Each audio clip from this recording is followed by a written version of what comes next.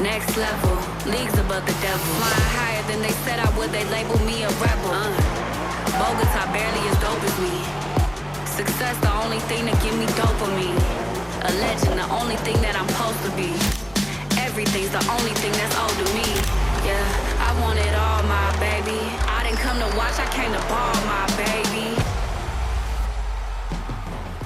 Well, hello everybody, and welcome back to the Drift Masters Championship. My name is Becky Evans, and we are live on Red Bull TV because it is round 4. We are at Riga, baby, at the Bikernieki Circuit here in Latvia. Now, we are just past the midway point in our season. Connor Shanahan is holding on to that points lead, but has he got the minerals to retain the King of Riga? He won here last year. He's looking very good right now, but let's take a quick look back at what happened in... So, let's take a quick look at our calendar right now as we have a stacked event schedule for you. I mean, we have our #1 round that happened. We had the first round cancelled, unfortunately, and then we went into Madrid, Spain. In round 3, we then headed off to Finland. Round 4, Kildare Island, where we had our last round, which threw up the winner, Piotr Więcek. We're now here at round 5 in Riga. We're just past that midway point, as I said. Then to Ferropolis, and all roads lead to Warsaw in Poland, the PGE Narodowe, which is our big Red Bull Drift Masters final. But let's take a look at what happened in Ireland last round. A very interesting final, threw up a result which went in favour of Piotr Więcek. Let's take a look. The scene has been set for a scorching round 4 of Drift Masters 2025. It is going to be a party in Ireland. Everybody around Mondello Park is ready for action. The grandstands are packed. No one wants to miss an inch of the action. Who knows how the championship is going to sit? The time for talking is almost over, as we say.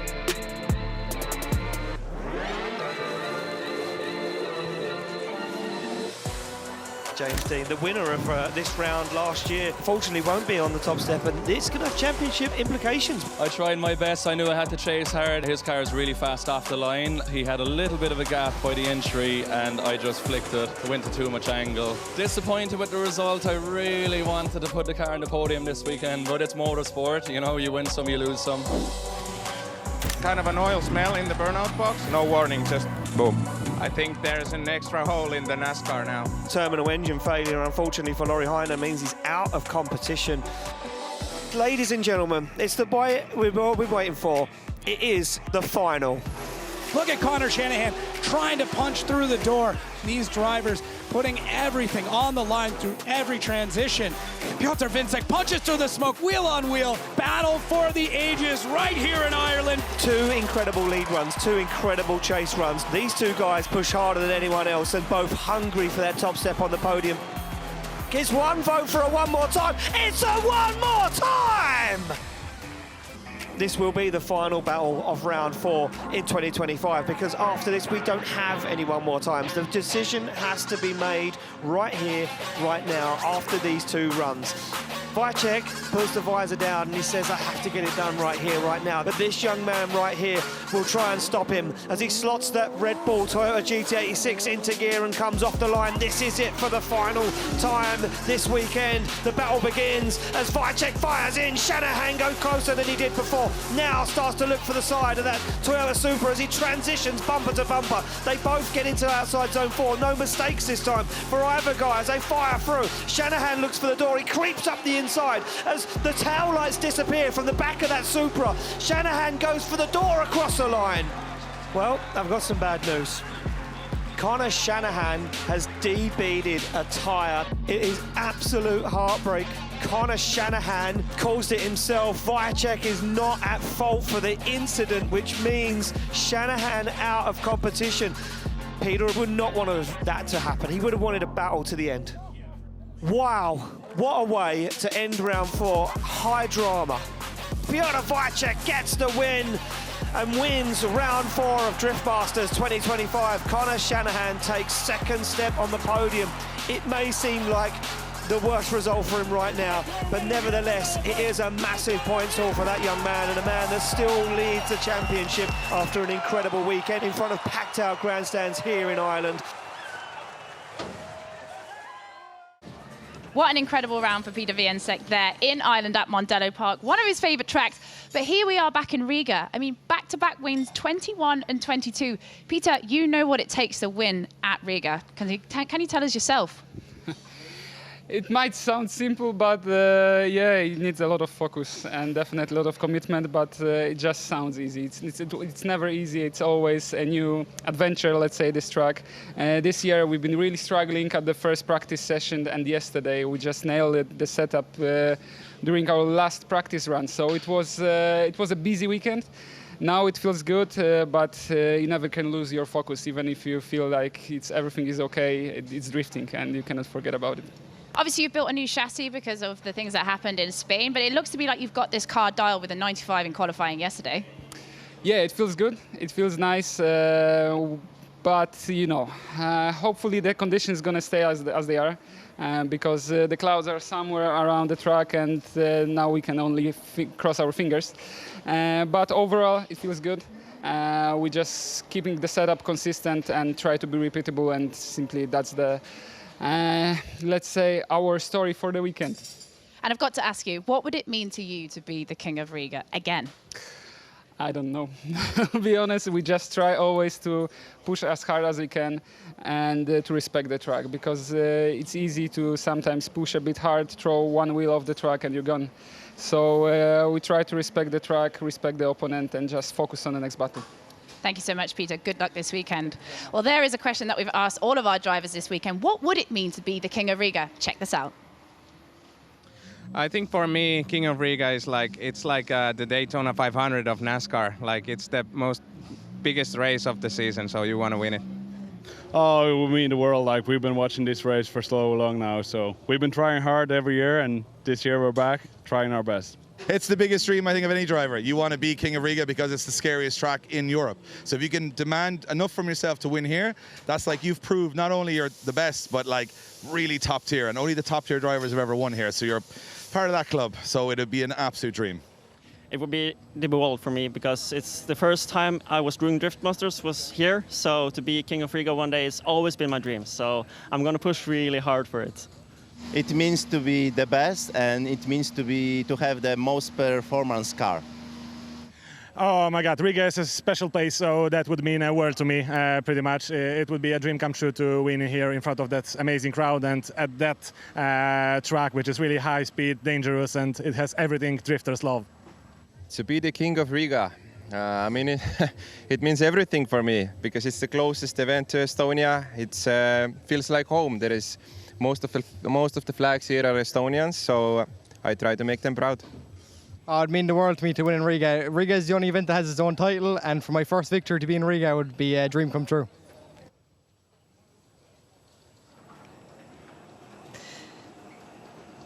Well, here we have two drivers and know exactly what it means to be the King of Riga. Connor Shanahan and James Deane. Connor, it's looking good for you right now. Points lead. You've won here before. How are you feeling ahead of the battles today? Yeah, feeling is quite good. Had two very good practice laps this morning. Finished with a small issue with the car, but very lucky to have the team what I have around me right now. So they've been battling some problems this weekend, but always giving me the car so I can deliver on the track. But just trying to stay as calm as I can, not worry too much about the championship fight. We have a good lead, and just take this as another round and try retain the title of King of Riga would be quite nice this evening. We've got to talk about the qualifying yesterday. I mean, obviously, there was a split decision at the end, and you guys had a little chat with each other and said, you know what, it's not for me. Can you talk us through that decision? Yeah, I think it was definitely the right decision. It was quite early in the weekend to be on that limit already.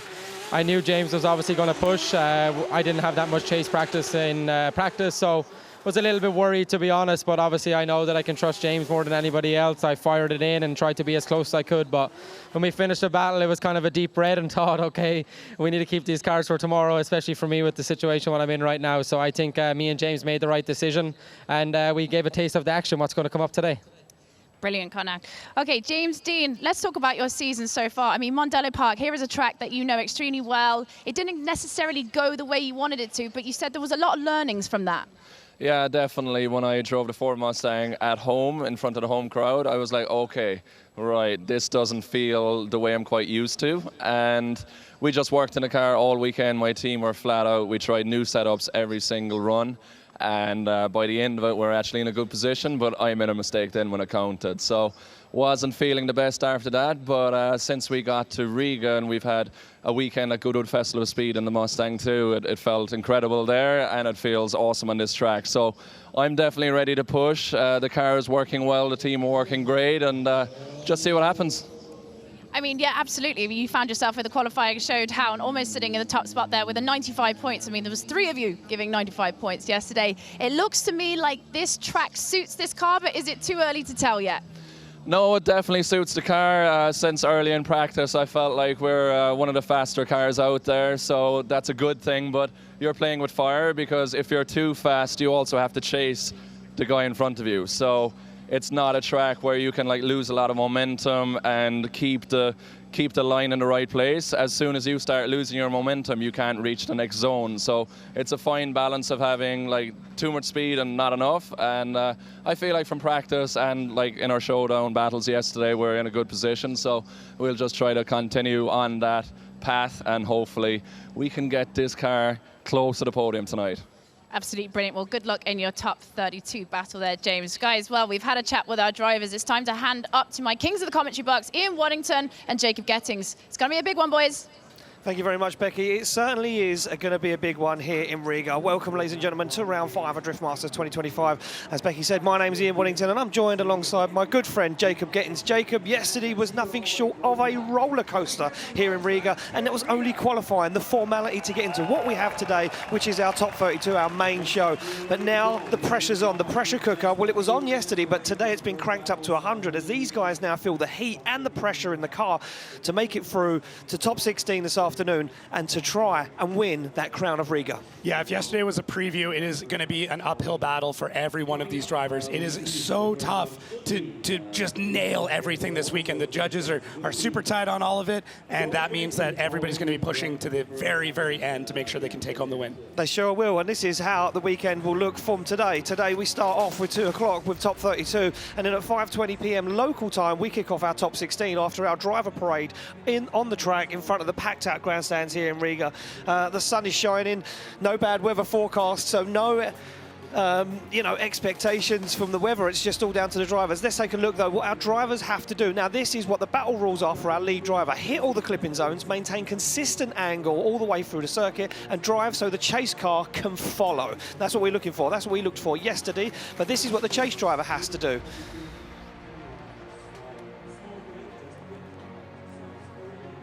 So wait for that graphic to pop up on our screen. The chase driver, here we go. Chase driver rules: maintain a close proximity as long as possible. Initiate no later than the lead driver. Match or better the lead driver's angle. Mimic transitions and line of the lead driver.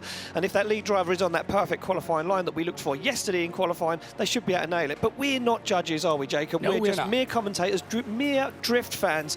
But the guys in the tower that have to judge these weekend, David Nikolass, Vernon Swanefeld, Matthias Jedges, they're in the hot seat. David Nikolass, take it away. Yeah, you nailed it with the information what the lead needs to do and what Chase needs to do. We are also looking for specific places which we're changing the qualification order yesterday. Especially outer zone 4 and outer zone 5, if there is any over-rotation combined with deceleration in those areas, that will be a big problem for the drivers. If there is any going out of the zones, it is deduction, but we are on this track really looking for the flow of the leader, how the lead car is capable of keeping the flow throughout all the corners, and that is opening door for the chaser, because in ideal world we would have 2 best leads ever, like 100 points, and the chase will decide.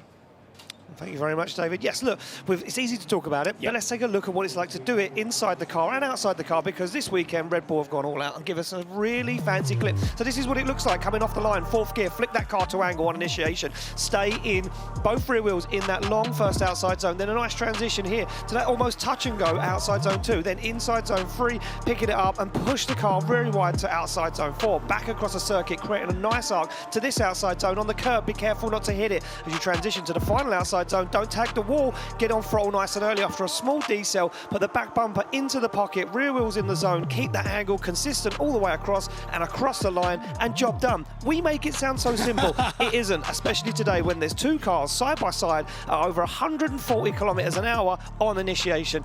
But let's take a look at the juicy bit. Let's take a look at today's heat tree. If you haven't tuned in yesterday or you haven't seen on social media, this is what we've got coming up in top 32. Jacob, some juicy battles. Lots of juicy battles in here. One that stands out immediately, Pascoli and Kavia. Kavia getting that car back together, suffering some engine issues a little bit earlier on, but it seems like he's got things dialed. And then right after that, a massive style battle here. Dwayne McKeever, Laurie Heinonen, Laurie in that borrowed Superjet. Dwayne, everything's holding together, and he is absolutely crushing it. Yeah, then on the other side of the bracket, we've got Jack Shanahan versus Oliver Randalou. Obviously, one Shanahan hoping to take out Randalou to stop Randalou claiming any points back on Connor. And then down the bottom, Itay Seder to take on Film Roche. Film Roche subframe out of the car during the whole of practice this morning. No twin battle practice. And Itay Seder constantly out on circuit. Been on the podium this year. Tough battle for the Irishman. But it's going to be a good one. They're heated. The battles are heated. Everyone in the grandstands are heated. They're ready for action. I'm ready for action. Jacob, it is time to kick off our top 32.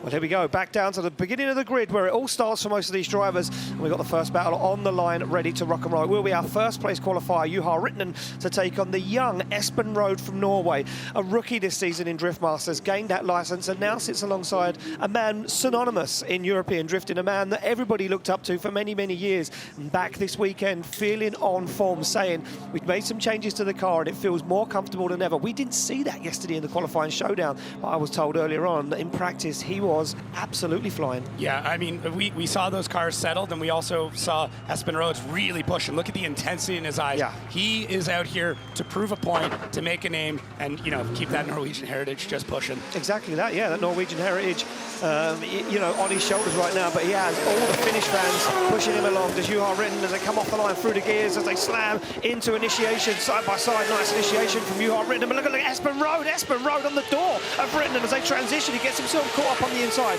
Rohde now trying to get himself back into that pocket, into the zone. Juha Rintanen, though, lets that car adjust, lets it wash into the outside zone as he transitions down to this outside zone, and back on the front wheel goes Espen Rohde. He spins Rintanen. Okay. Well, that's, I mean, this was spicy right off the gate. This was already pretty intense, but let's take a look here at some replays and really start to break down what happened. Thankfully, we're seeing, looks at least one driver, Juha, pulling away, and Espen Rohde's also pulling off track. So, you know, good thing for the show where we're going to keep things rolling, but I want to figure out here where that error came in. So there is some spots here to decel, but you can already tell Espen Rohde's right off the gate, right into the side of Juha Rintanen. He is pushing the pace, trying to get his name out. He's really just wanting to prove that he can go against just an absolute OG, a legend of this sport, and a legend here in Europe and across the world. And as they come through these zones, now Espen starting to scrub a little bit of that angle, trying to get the timing down into these transitions, and Juha really getting out there. Now as we come into this last zone, where does the contact happen? So Juha, is he back on throttle? It looks like, so we've got that front wheel on front wheel contact, and whenever that happens, for both drivers, it can be very difficult to hold onto the steering wheel. Now, the question will become, with the decel, is Juha still on throttle? Is he accelerating through, or is he decelling in a spot that he shouldn't be? Was there already an issue with Juha before there was contact, or did the rotation happen after? So, well, let's take a look at. That was interesting. I'm going to say, okay. I hate doing this because I'm a huge fan of most of these drivers. I think the Juha clutch kick to that point, I wonder if the car checked up. Well, look at the angle of the wheel. So look how much angle he's got in the car. Oh, this is a different shot. Different shot. I'm already trying to break it down here. Red Bull TV trying to give you the shot you like, but you play with the cards you're dealt. Exactly. Either way, Juha all the way through the run had a ton of angle. He was going from lock to lock all the way through. So I'm wondering if he was completely on locks going into that section and maybe decel'd a little bit too much. It couldn't catch the car. Really tough to say. I mean, I'm looking across at the other monitor that me and Jacob have, which is the EVS. Chris Witelski, our EVS judge, has that can just show alternate angles, replays constantly without interrupting our broadcast. And I can see that Espen Rohde hits Juha Rintanen a few times in that outside zone. Right. I think this is going to come down to fine margins. Both of them are carrying a lot of speed in there, but I wonder as well if Juha Rintanen, I'm trying to look at the rear wheels to see if Juha Rintanen gave that car a clutch kick. Maybe it bogged ever so slightly once he got off the handbrake. There is a small decel right there as they get into that zone. Now watch the front of Juha's car. It pops up as he goes for a clutch kick, and then he's tagged and tagged again. Yeah, so there's going to be a momentum change before that zone, for sure. But once you're into the zone, the drivers are expected to be on throttle and continuing the pace. So, well, our that, to Wally me, system might be able to give us some data as well from that. I know you're trying to have a look to see if it's working, and we're going to try and get some information from Wally to see what Wally was saying.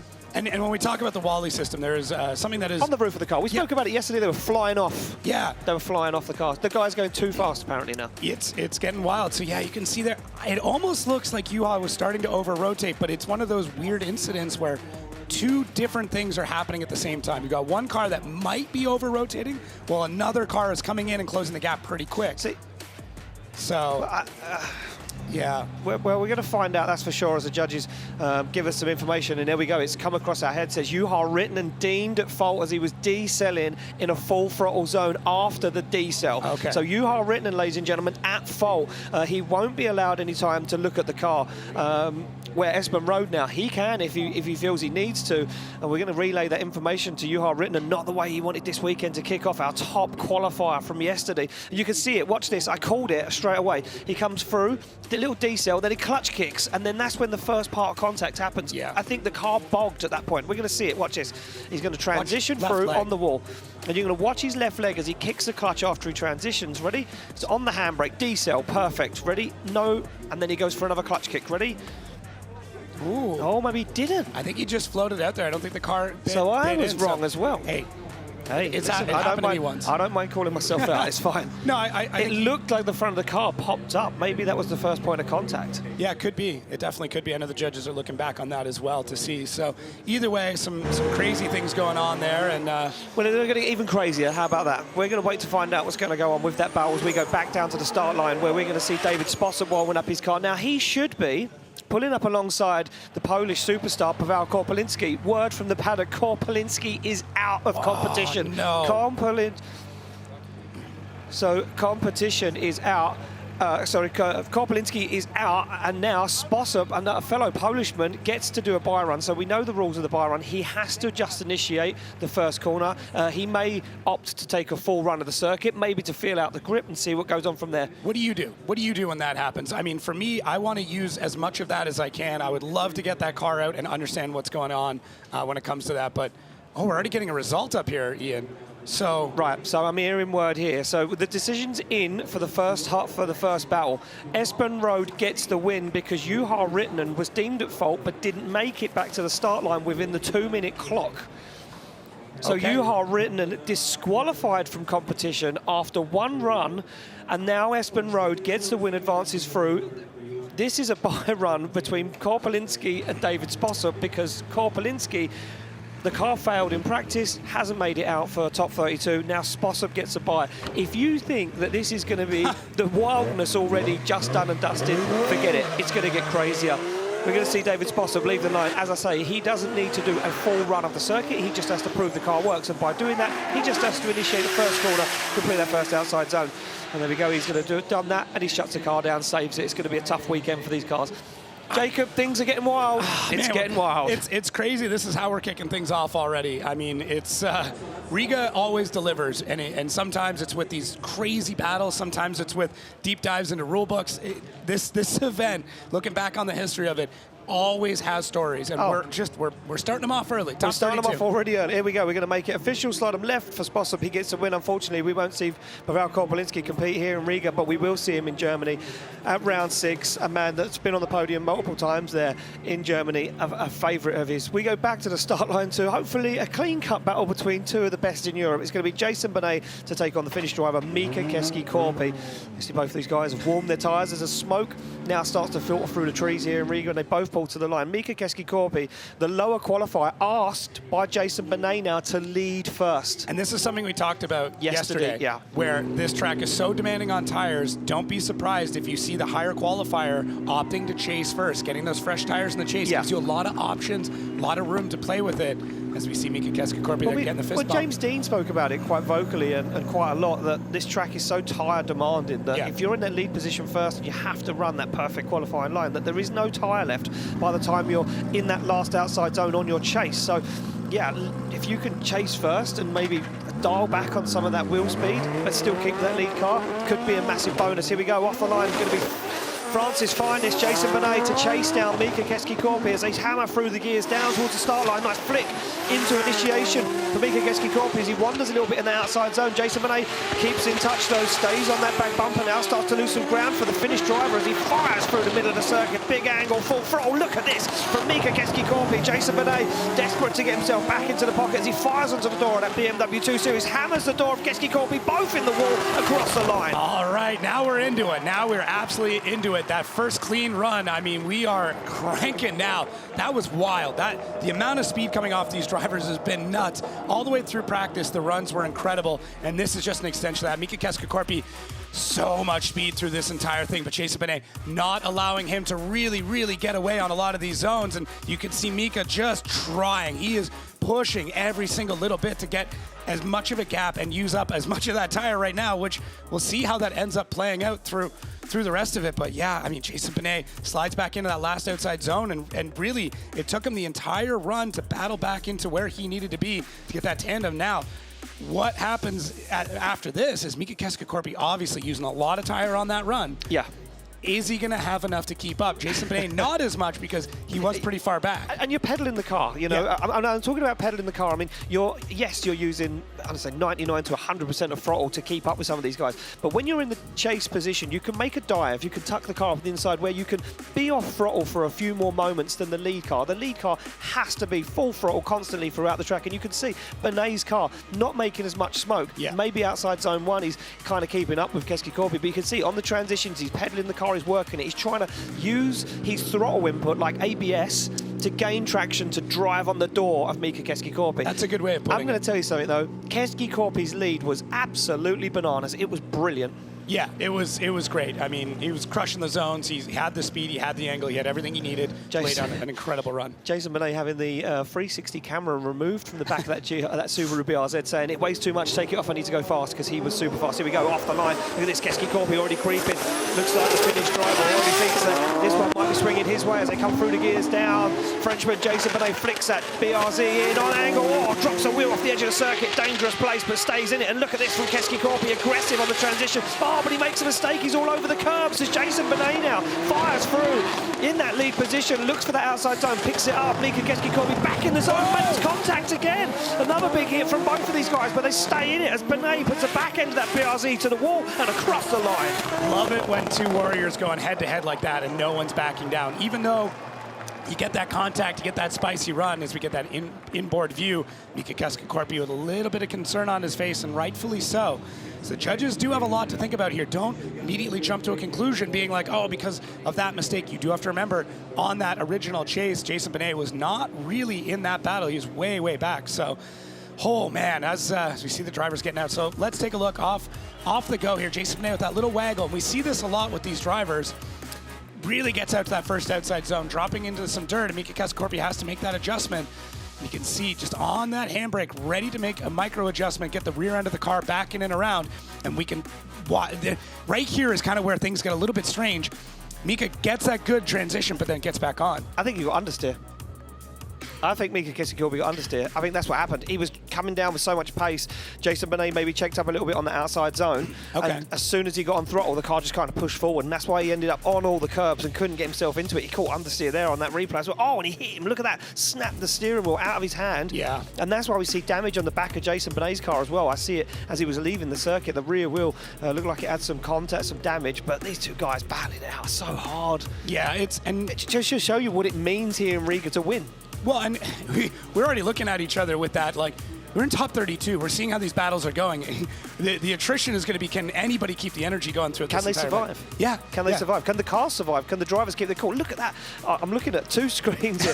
They're sandwiching each other off the walls. This is unbelievable. And then we've got beautiful shots from our team at Red Bull with Red Bull TV with these phantom slow-mos just bringing us all of the looks. And there you go. Both guys out of the car. They're both smiling anyway. They're happy. They had a really good battle. Decision's going to drop in. What way is this one going to swing? Will it be Keski-Korpi? Will it be Jason Banet? Left for Banet, right for Keski-Korpi. It's 1 vote for Jason Banet. It's Jason Banet getting the win, advancing through to the top 16. And Keski-Korpi, I think he knows it. Yeah. Messy in the chase, on the curbs, making contact, not where he needed to be. And that paid off for Banet, making the switch on the lead as well. Yeah, and I mean, Banet a little bit safe in the chase on his first run. I would love to see him gain a little bit more proximity through it, but really that ended up paying off for him when it came to the swap around. Exactly that. Well, we go back to the start line to even more drama. Yeah. Because it doesn't end yet.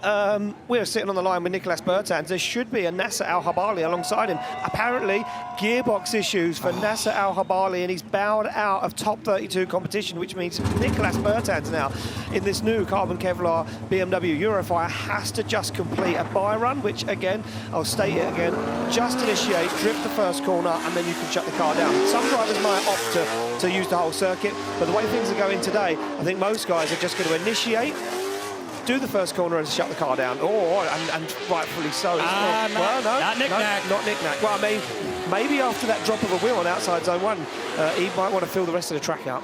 I would use this opportunity. For me, the track changes so much here as the rubber goes down, as the weather changes everything.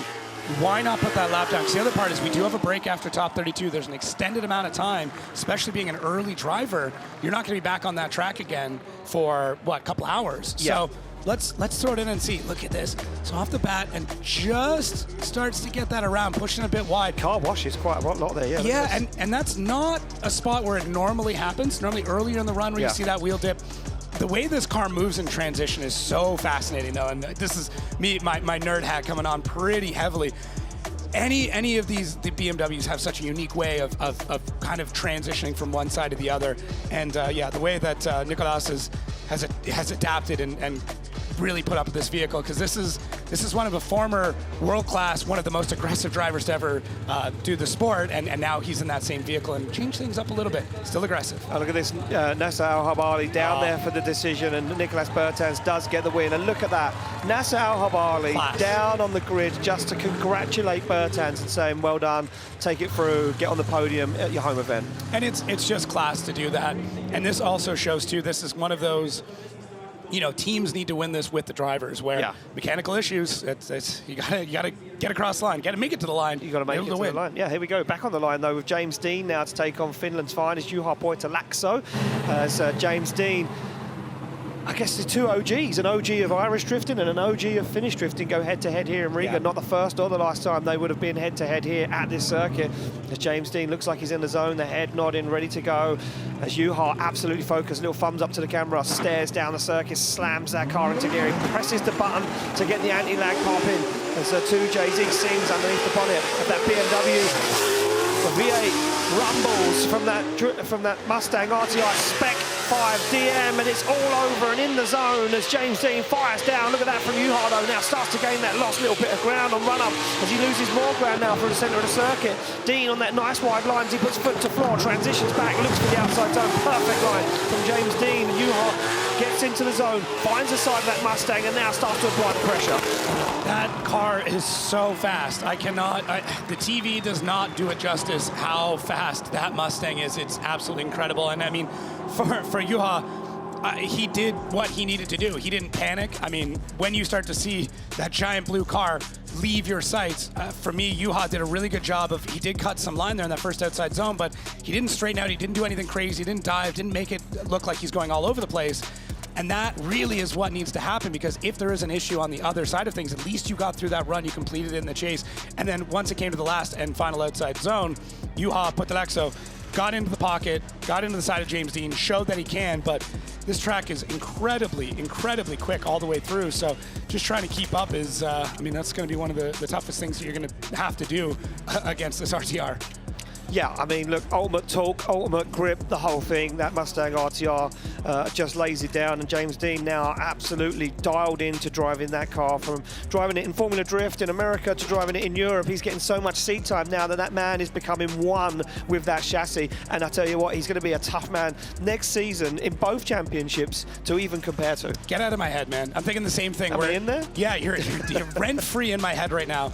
Being able to run, you know, as many series as he does in that car, and it is obviously a little bit different, and there's a lot of differences between the series, but either way, you get comfortable in it, and you can test more things at more times, and the more seat time you get drifting, the better you will get, period. Yeah, exactly that. Well, they're back up on the top of the grid, ready to rock and roll for the second half of the battle, and it's going to be Juha to lead out James Deane. As Juha gets the green light, comes off, breaks that laser beam, fires through the gears as James Deane keeps in tow, doesn't want to let Juha get away as rubber fires off the circuit and fires into that first outside zone. Nice pull from Juha as he now flicks it back, but there's no shaking James Deane as Deane goes for the front wheel.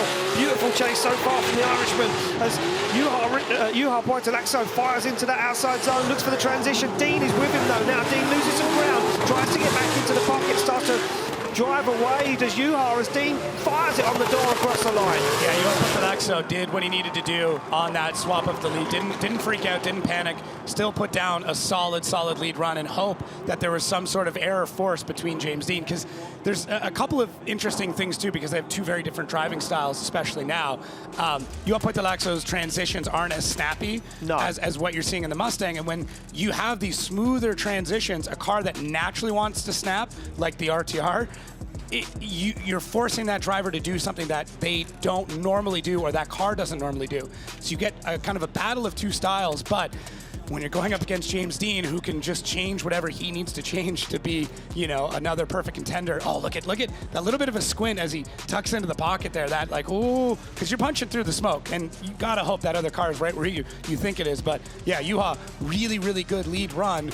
The question will be, is that enough to take on and beat James Deane and what he was able to do on his previous run, as we see in unison, in synchronicity, those two cars coming through transition. Yeah, beautiful, absolutely beautiful here in Riga, as both guys step outside the car to get the decision, slide them left for Juha Poytalaakso and right for James Deane. It's going to be one vote for Deane. It's going to be James Deane taking the win and advancing through to the top 16. We lose a Finnish driver, and James Deane will breathe a sigh of relief and say that is the hardest part of the weekend done. Yeah, top 32. It's the hardest part. Get out of the way, get that momentum going, and then once we get into 16 and keep going from there, you got that momentum. Look at a big deep breath. Big deep breath. This just shows too, top 32.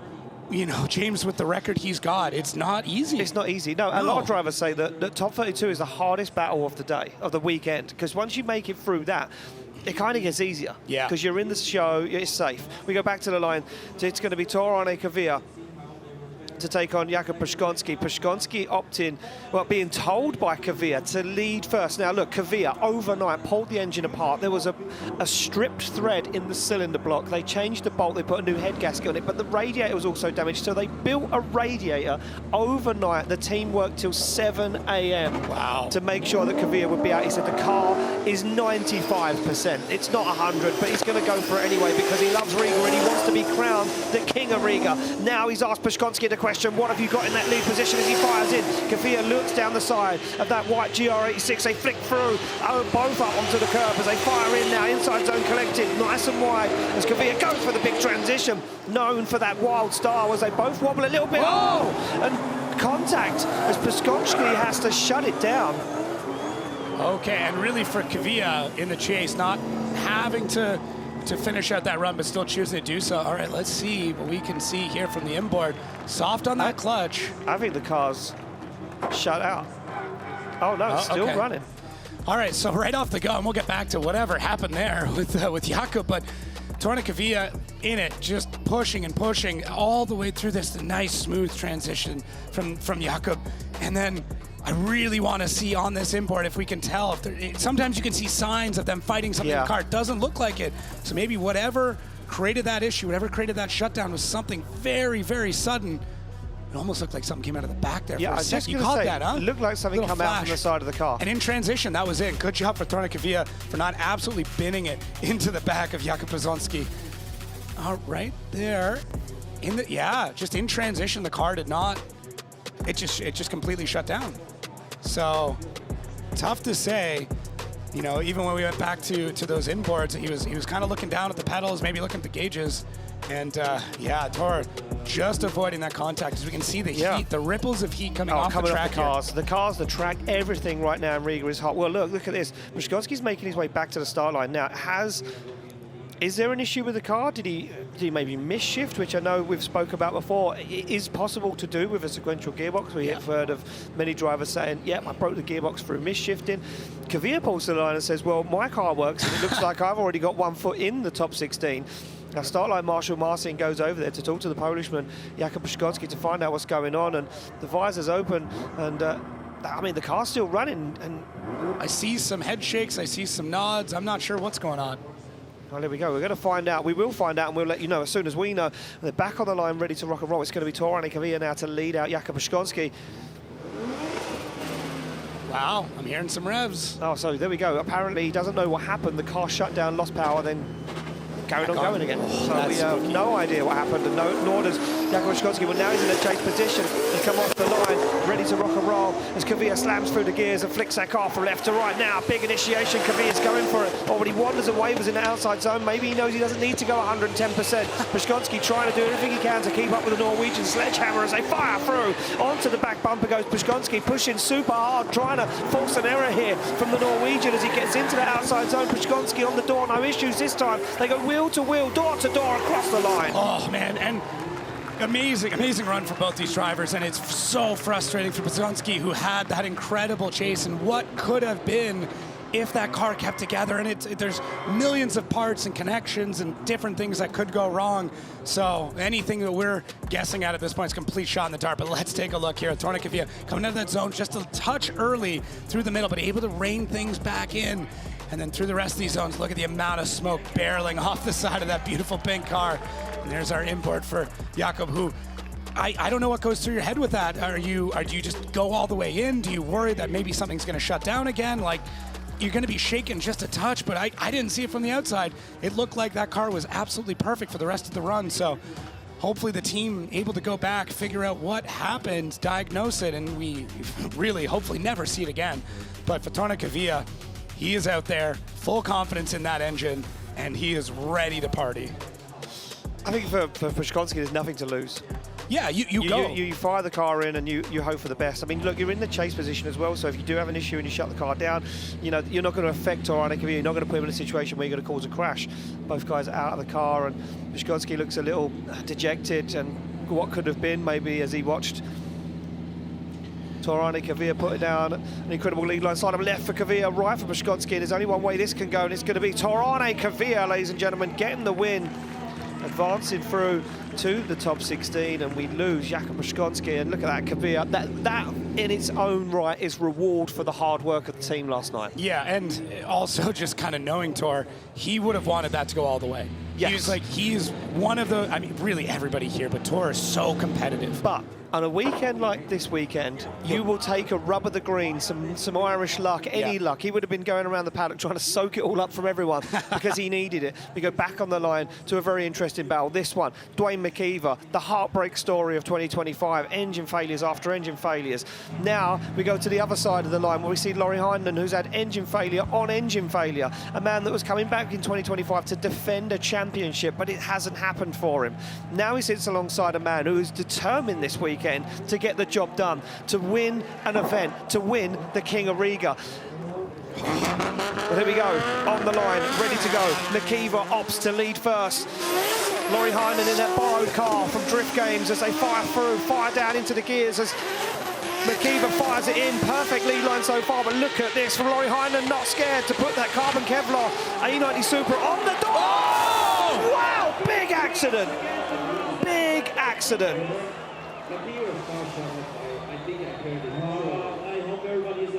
Okay, let's make sure everybody's all right. So we're going to wait for a moment. We can see Laurie Heinonen there rolling up, and he starts to get himself out of the car. We can see Laurie Heinonen looks fine.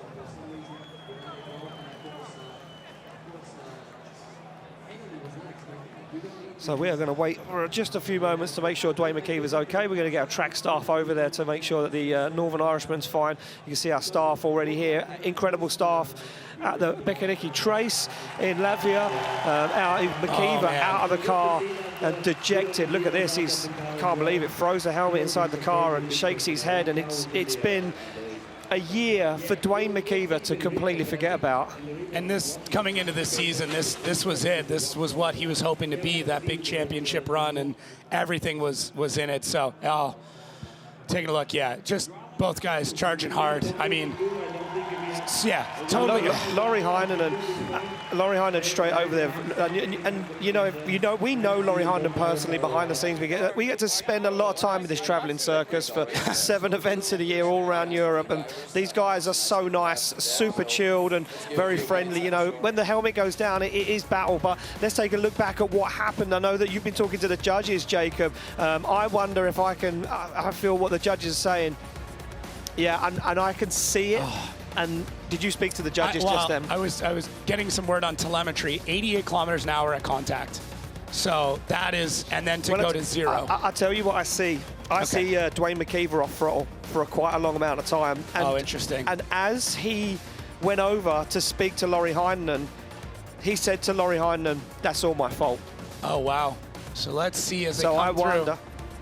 Yeah, not as much smoke off the rear wheels. We're hearing it now through our headsets. Dwayne McKeever, ladies and gentlemen, deemed at fault. And it was correct. Look at that front wheel to front wheel, and he just climbed straight up onto the bonnet of that car. And it's not very often you get to see an A90 Supra fly, but today we did.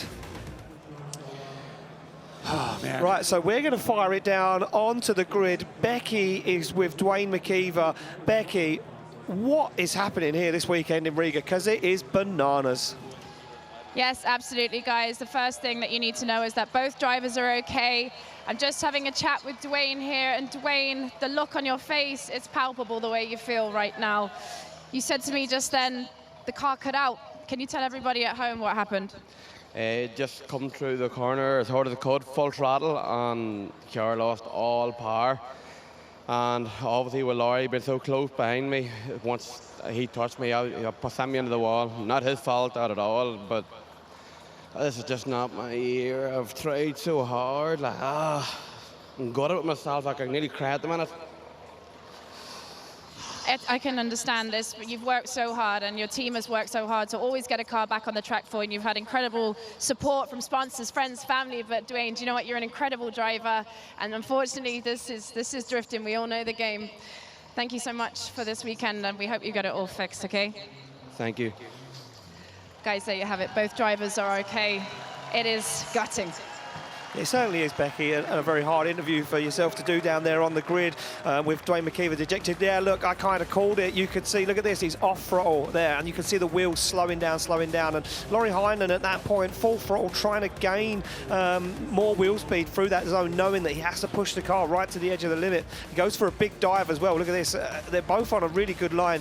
Laurie Heinonen on the inside of us slightly, but there's nowhere for Laurie Heinonen to go. You know, you're door-to-door, wheel-to-wheel with someone that's slowing down, and there's nothing you can do. And look at that, incredible. Yeah, just before contact, I mean, to give you, if you really want to get into the numbers of this, Dwayne's dropping about 9 meters per second. He's slowing down, which is that's a big decel. And at the same time, Laurie is accelerating at 5 meters per second. And you put those two things together, that is. I mean, it's going to always end that way. But I am gutted for him. The emotion there is you can palpable. feel it. You know, I spent quite a bit of time on Thursday when we arrived here in Latvia with Dwayne McKeever, and he was saying he's had such a tough year and of engine failures constantly, and having to borrow a car from his title sponsor and use that car, which isn't his car, and he's worried about them breaking that borrowed car. In the same situation that Laurie Heinen's in now, you know, he's borrowed a car from Drift Games and now he's just parked it on top of Dwayne McKeever. We make this one official. Laurie Heinonen will get the win and advance through to the top 16. Not the way he would have wanted it either, but Laurie will be taking anything he can this weekend, as he thought it was out. Becky's down there with Laurie. He must feel really bad in all senses down there, Becky. Larry, not the way you wanted to get through your top 32 battle. Let us know, of course, are you okay? Everything feeling fine? Yeah, at least now it's okay. I think I had a bit of impact on my ribs, but nothing major. We just saw you drive the car away. I mean, it can't be completely straight, but at least she's left the accident and she's moving towards the pits by her own pace. Yeah, seems to be a great car. Taking that impact and driving out of it, it's a good point to prove. I can't imagine what it's like as you're coming through almost one of the fastest parts of the track, and you were so in the pocket of Dwayne. There was just absolutely nothing you could do. Yeah, I think me and the car were up to the job. Like we chased close, and I saw Dwayne slowing down. I took a little handbrake, and then he completely got out, so I had nowhere to go. But I think it would have been a good battle. Absolutely. Well, we're glad that you're okay. We're glad that the car should be okay for your top 16 battle. Yeah, we'll just have to check the alignment, and then we're ready. Okay, perfect. Thank you so much, Larry, and we'll see you in the top 16. Guys? Yeah, thank you, Becky. I mean, yeah, not the way we would have wanted, but yeah, a tough car, put up with that big impact. The team now have to go back, get that car fixed and ready and make sure it's 100% to battle in top 16 later on this afternoon. My heart goes out to Dwayne McKeever. So hard to see him have a year like that. The Finnish flags are flying though, and we take a look back at the replay of that contact. You can see that front wheel to front wheel action, and that climb. Our phantom slow-mo camera operator Addy must have thought that he'd struck gold when he zoomed in on this shot. That's for sure. Yeah, when you get that front wheel on front wheel, the wheels tend to climb on top of each other, and it's probably the worst place to make contact in drifting. It's a big testament though to how well these cars are built. The fact that Laurie's able to drive that car off. Yeah. Everybody is safe because that is a big contact with cars coming off the ground, cars getting pushed into the tire wall. A lot of work in this sport has gone into safety, and it pays off because both drivers literally walking away from this. And maybe Laurie's going to be a little bit sore. Dwayne's going to be definitely sore. Yeah. But that's it. Well, look, as long as both drivers are fine. That's the cars biggest can thing. be rebuilt, racetracks can be rebuilt, as long as the drivers are fine. And that was a big impact. We've seen it there multiple times here in Riga before. You come off track, you hit that gravel, those tyre barrels, and it just puts you into an instant spin. And I'm sure it won't be the last time that we will see cars along that wall here in Latvia. As our amazing track staff get that track repaired and ready to rock and roll. We've got our next battle coming up, which is another super spicy one because Team Drift Games are back on the line once again with Connor Falvey, this time taking on the Portuguese driver, Diogo Correia, who has also had an absolute nightmare of a year so far. Yeah, it's just a crazy year, that's for sure. But this is how we are looking right now. You can already tell that some of these top 16 battles coming up are going to be incredible. Espen Rose, David Spasab, Jason Banet, Nikolass Bertāns, and then James Deane, Kvia, that one right there. I mean, that's worth the price of admission alone. And then Lori Heinonen, and it's either going to be Connor Falvey or Diogo Correia. Either way, they're going to have to really push to be able to make that bracket. And then, we still got coming up Connor Shanahan, Benedictus Cirba. Championship points leader. The way the things are going this weekend, anything could happen. And we can see Shanahan in the car down the back of the grid, maybe a little nervous, waiting to find out how this is going to play out, I guess, because I think today it's going to be one of those days where definitely luck is on your side as a driver. Yeah, and for any of these drivers, you're now ready to go. You get into the burnout box, you get everything prepped, and then you hear about a wreck like that. Yeah. And maybe you can pull out your phone and take a look at it. You've got the Red Bull TV app already pulled up, taking a look, checking everything out. And then you see it and you're like, oh, and now you have to get back into the zone of like, I still have to push. I still have to give it absolutely everything, because if you hesitate for a moment, that's your battle over. So for both these drivers, definitely very sobering to see that as you're sitting at the line waiting to go. Yeah, certainly so. Look at this. Super focused is the rookie of 2024. Connor Falvey slams that carbon Kevlar Drift Games S15 into gear. Diogo Correia sits on the line in this BMW E92. Looks super happy, pumped, ready to rock and roll. Like I say, really bad year so far for Diogo Correia. Could this be the turn of fortune this weekend? A little bit of luck on his side. They come off the line through the gears. Connor Falvey in that lead position, the higher qualifier. Fires that car in, the body panel starts to flex already for pure speed as he gets that car right where it needs to be. Correia goes for that inside line now, tries to find some grip, trying to shortcut the circuit to keep up with Connor Falvey, as Falvey absolutely flying through the track once again. A mistake on transition for Diogo Correia as he now looks for the rear wheel of that S15 as he puts it to the wall across the line. Oh, Connor Falvey's got that car absolutely gripped up. Yeah, it is definitely a spicy ride behind the wheel of that car right now, and there's a couple of spots in there where he was wasn't completely filling the zones. It did allow him to pull a bit more of a gap on Thiago Correia. So I want to keep an eye out for that. But right off the initiation, the body panel is just holding on for absolute dear life because of how spicy and how hard he is driving this car. But look at how smooth it looks from the inside. But look, pulling some angle out of there, really pushing that car out to those zones, able to fill them, transitioning maybe a touch late because of how much forward drive he's got in it. How does he see? I have no idea. No idea. It's so tough. There's so much science just trying to get the smoke out of the car. But even through this part, not super deep before he gets into the 6 outside zone. So the judges will definitely be looking at that. It's not a way to be able to provide a really, really good chase by cutting some of the zones. So to me, really good, really fast, but maybe a bit too fast. And for Correia, would have liked to have seen him, a bit more in there.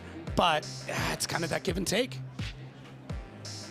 Interesting. I'm just trying to replay it in my mind, and I think they've gripped that car up because they know Correia's fast. 100%. It's the right call, yeah. But were you driving that car that way all weekend? Was Connor ready for how fast they made that car? That's what I'm thinking. And you can see how fast that car is, not making it to all the zones as deep as we'd like to see, and how much Correia had to shortcut the track to keep up with Connor Falvey. But now we'll stop him around. Look at this with Connor Falvey. He's going to go for quite a run-in as he sits way back off that start line.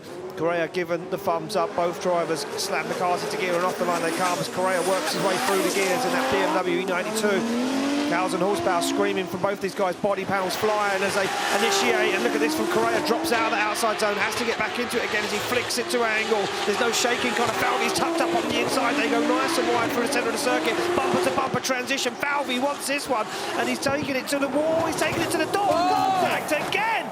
Both guys in the wall. Wow, Riga, you are delivering this weekend.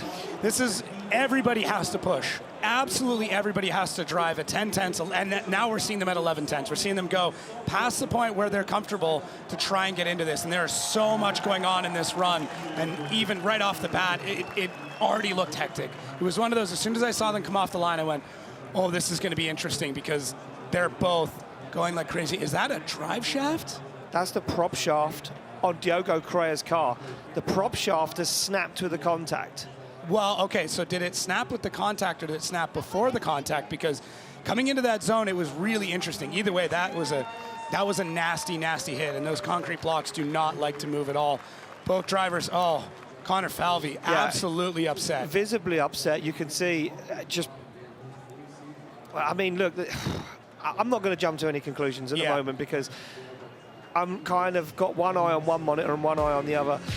I want to know what happened in that lead position before we jump to any conclusions, and I think the judges might have to step in a little bit here and have a chat about this one. Connor Falvey doing an incredible job in that chase, really nice lead, times that transition perfectly. Correia looks shallow on that outside zone, goes for the switchback. He's off throttle for a long time. Yeah, and this is a similar thing that we're seeing before. Rintanen. This is a Rintanen as well. We're seeing it again. Yeah.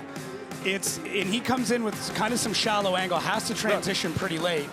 On that replay there, you could see that after the decel, Diogo Correia failed to go on throttle early. Now, that is my view as a drift fan, and I have just a view. I'm not a judge by any means, nor are you, Jacob, I'm sorry to say it. No, but we're not judges. We're not judges. And you guys at home are not judges, but we all have this view. We all have this input that we like to put into drifting and the way we see it.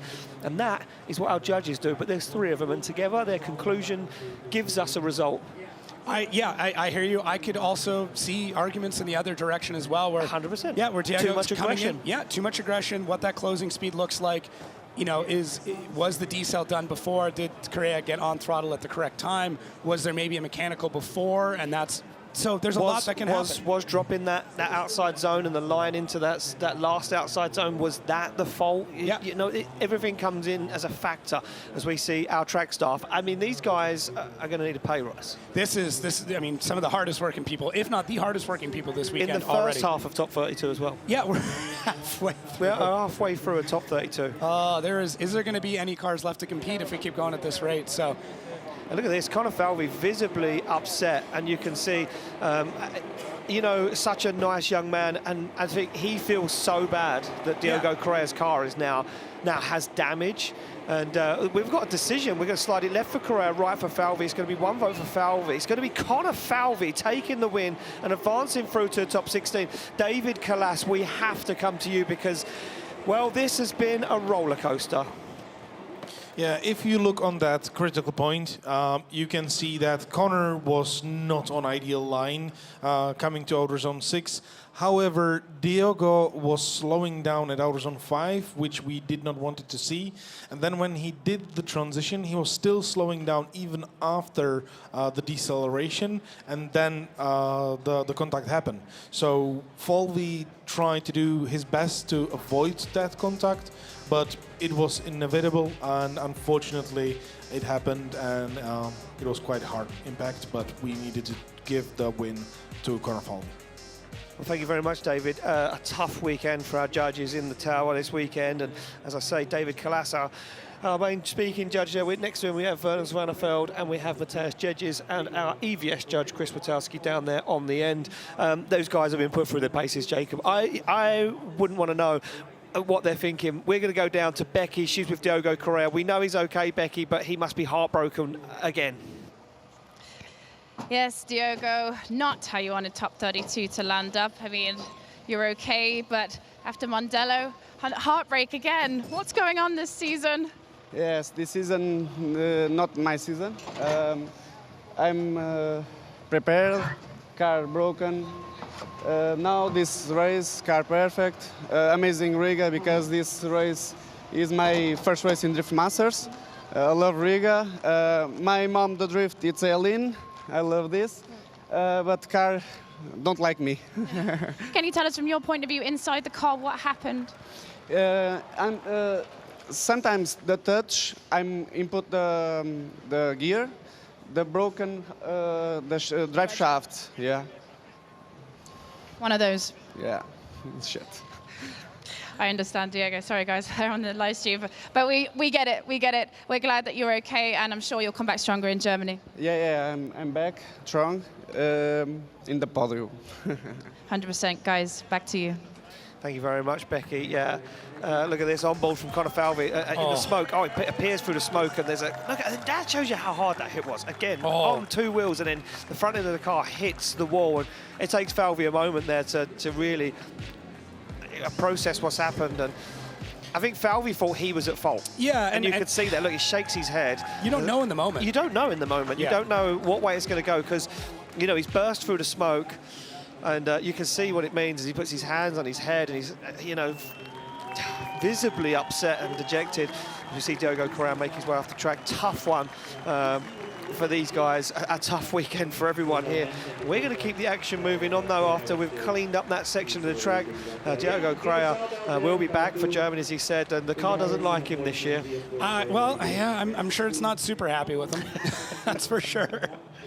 Well, a lot of work to be done down there in the paddock for the Team Drift Games. 2 cars to make sure now that 110%, as we go back up the top end of the grid to the tyre warming area, and we see Connor Shanahan warming the tyres on the back of that Red Bull Toyota GT862 JZ underneath the bonnet, 900 horsepower. But he has a steely competitor, Benediktas Cirba from Lithuania.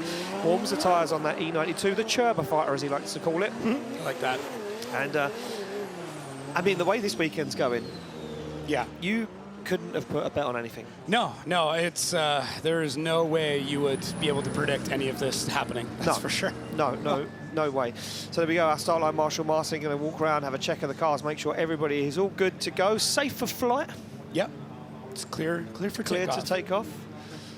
Cirba sits in that chase position. Connor Shanahan opting to lead first, being the higher qualifier, gets the thumbs up there. Gives himself a little stretch, ready to go. And a good handshake from Marcin before they slam those cars into gears and get ready to leave the start line. Connor, a little look over at the camera to say, you still watching? Yeah, I don't know what to expect at this point. No, I don't, but we're going to find out, that's for sure. Off the line, Conor Shanahan to lead out Benedictus Cirba as they slam through the gears down. Look for initiation. Nice early initiation from Shanahan. Big drag of the handbrake, set himself up that first outside zone. But look at Cirba onto the rear bumper, onto the door already as they fire through. Down. Cirba on the inside, has to shallow up the angle. Now starts to dial it back in, starts to hunt down the side of Shanahan's GT86 as they fire towards the wall. Clear pass at the moment, and you can look at this Cirba on the inside, has to readjust, has to get himself back into the pocket. Shanahan on the wall, attacked, and almost a spin across the line. Okay, contact but completion, so we're good, we're good. That was getting real risque right at the end. Oh man, we got through one. We got through one, Ian. That battle could have gone in so many different directions right off the bat because Conor Shanahan had so much speed coming through this whole thing, but Benedictus Cirba not allowing any room at any point. You can see him just pop through there right over the shoulder of Conor Shanahan, who's laser focused on what is going on. Almost superseding that first outside zone, gets a transition done. Cirba right there, slightly tighter line. That correction from Shanahan to get that car back into a big left foot brake to make sure he makes that inside clip, but the corrections look good. He is making corrections, but he's doing it in a way that's not completely affecting the way the line's coming out. And then as we come through this last final treacherous outside zone, there's Cirba hunting him down, trying to push in, holding the car back. And where is this contact made? Just before the end, it actually looked like Conor almost started to unwind. Oh, Conor makes contact with the wall. Conor tags the rear wheel on the wall and then forces himself into Benedictus Cirba. So, it's one of those, kind of ping pong effects where Shanahan gets just a little bit into the wall, comes out of it a bit, and then Cirba still on that line, comes across, meets him, a little bit of contact, but what's great, both drivers stay in it all the way through. Cirba could have spun out. He could have done. But just keeps it going. He starts to keep it going. Will he go on the line, ready to rock and roll? Benedictus Cirba from Lithuania leaves the line in that E92 BMW. Look at this from Shanahan, firing through the gears, and you can see him pedaling that GT86, trying to keep up with Cirba as they fire in. A mirror image initiation, perfect from both guys. They lost in the smoke as they fire down. An early transition from Shanahan puts him right into the pocket of Benedictus Cirba, but Cirba on a shallow line, trying to find those outside zones. As Shanahan now backs up a little bit, almost takes the front end off the car. Cirba risks it all against the wall. Full throttle now, and Shanahan dives in on the door across the line. How did Conor Shanahan save that? I thought Cirba was going to completely loop it out, and somehow Conor Shanahan paused time to allow Cirba to be able to get back through. That was absolutely insane. Look, even Conor just shaking his head because that was ludicrous. I don't know how he did it. Cirba throwing every bit of angle he can possibly muster out of that car to try and shake off of Conor. And that's one of those ways of trying to win from the lead, where you're doing things and pushing it. Oh, the fans going nuts. And I completely agree. That was wild. That was an incredible battle. Two guys that just pushed 110%. Shanahan shaking his head. I think Conor didn't know how he made it through that transition. Look at this initiation, door to door, completely lost in the smoke, both these guys. Shanahan goes for it a little early, tries to get into that pocket, and it works for him. Benedictus Cirba's on a pretty good line, but look at this, Shanahan almost blinded. Could barely see the rear quarter panel of Cirba's car there through that side window. Cirba flying through the circuit. Really aggressive, but then it's as they come down into the outside zone, the angle that Cirba throws on here is just absolutely unreal. Look at this. And Shanahan on that faster line, but holds the car back and then doesn't have any issues after that. That's what impressed me so much, is that Cirba trying to kind of shake Shanahan off, but that's just not going to happen. So that was absolutely nuts. Both drivers having a couple of mistakes through it though. Conor, oh man, beauty, absolutely that's a beauty. Final battle. Yeah. But look at Conor. I mean, just trying to rub the logos off the side of that car. Wild as the next pair already lining up. Holy. Well, here we go. Judges have to make a decision on this one as we wait for that to drop in. There's some judging going on at the moment, and they're having a little conversation amongst themselves. Shanahan nervously waiting to see if he's done it, if he's got himself a spot in the top 16. Cirba out of the car. We're waiting to see what way this one swings. Tough choice here. Very really tough choice here. Well, here we go. Decisions in. Left for Cirba, right for Shanahan. The championship could be in the balance right now. It's one vote. It's Cirba! Cirba gets the win. Shanahan out of competition, and now the championship starts to crumble. It starts to turn on its head. As Shanahan walks away, the Lithuanian fans erupt in the grandstands, and Benedictus Cirba says, well, what a weekend. Shanahan slams the door closed on that Toyota GT86 and looks visibly dejected. Understand, this is with championship implications, event implications, so much going on right now. Wow, it's all Wild. going on. Becky's down with Connor. Becky, wow. Wow, exactly. But the emotions are visible. Connor, I'm just going to ask you from your point of view what happened there. Yeah, I don't know. Messy lead run for sure. Washed the front a little bit on the first corner, which made me drop a wheel, I think, and tried to push in the chase. He was quite hard to chase, to be honest. He decelerated really hard before the wall and just got away with the transition. But yeah, congrats to Cirba. This sucks, to be honest. Not good. Thought the fight was on this weekend. We just got the car fixed right before the battle, and maybe my head wasn't fully in it, but I will for sure still do everything to win this championship. The fight's not over yet. Absolutely. Thank you, Connor. Guys, back to you. Thank you, Becky. Yeah, the fight is always on. The Shanahans will never give up until the last moment. Yeah.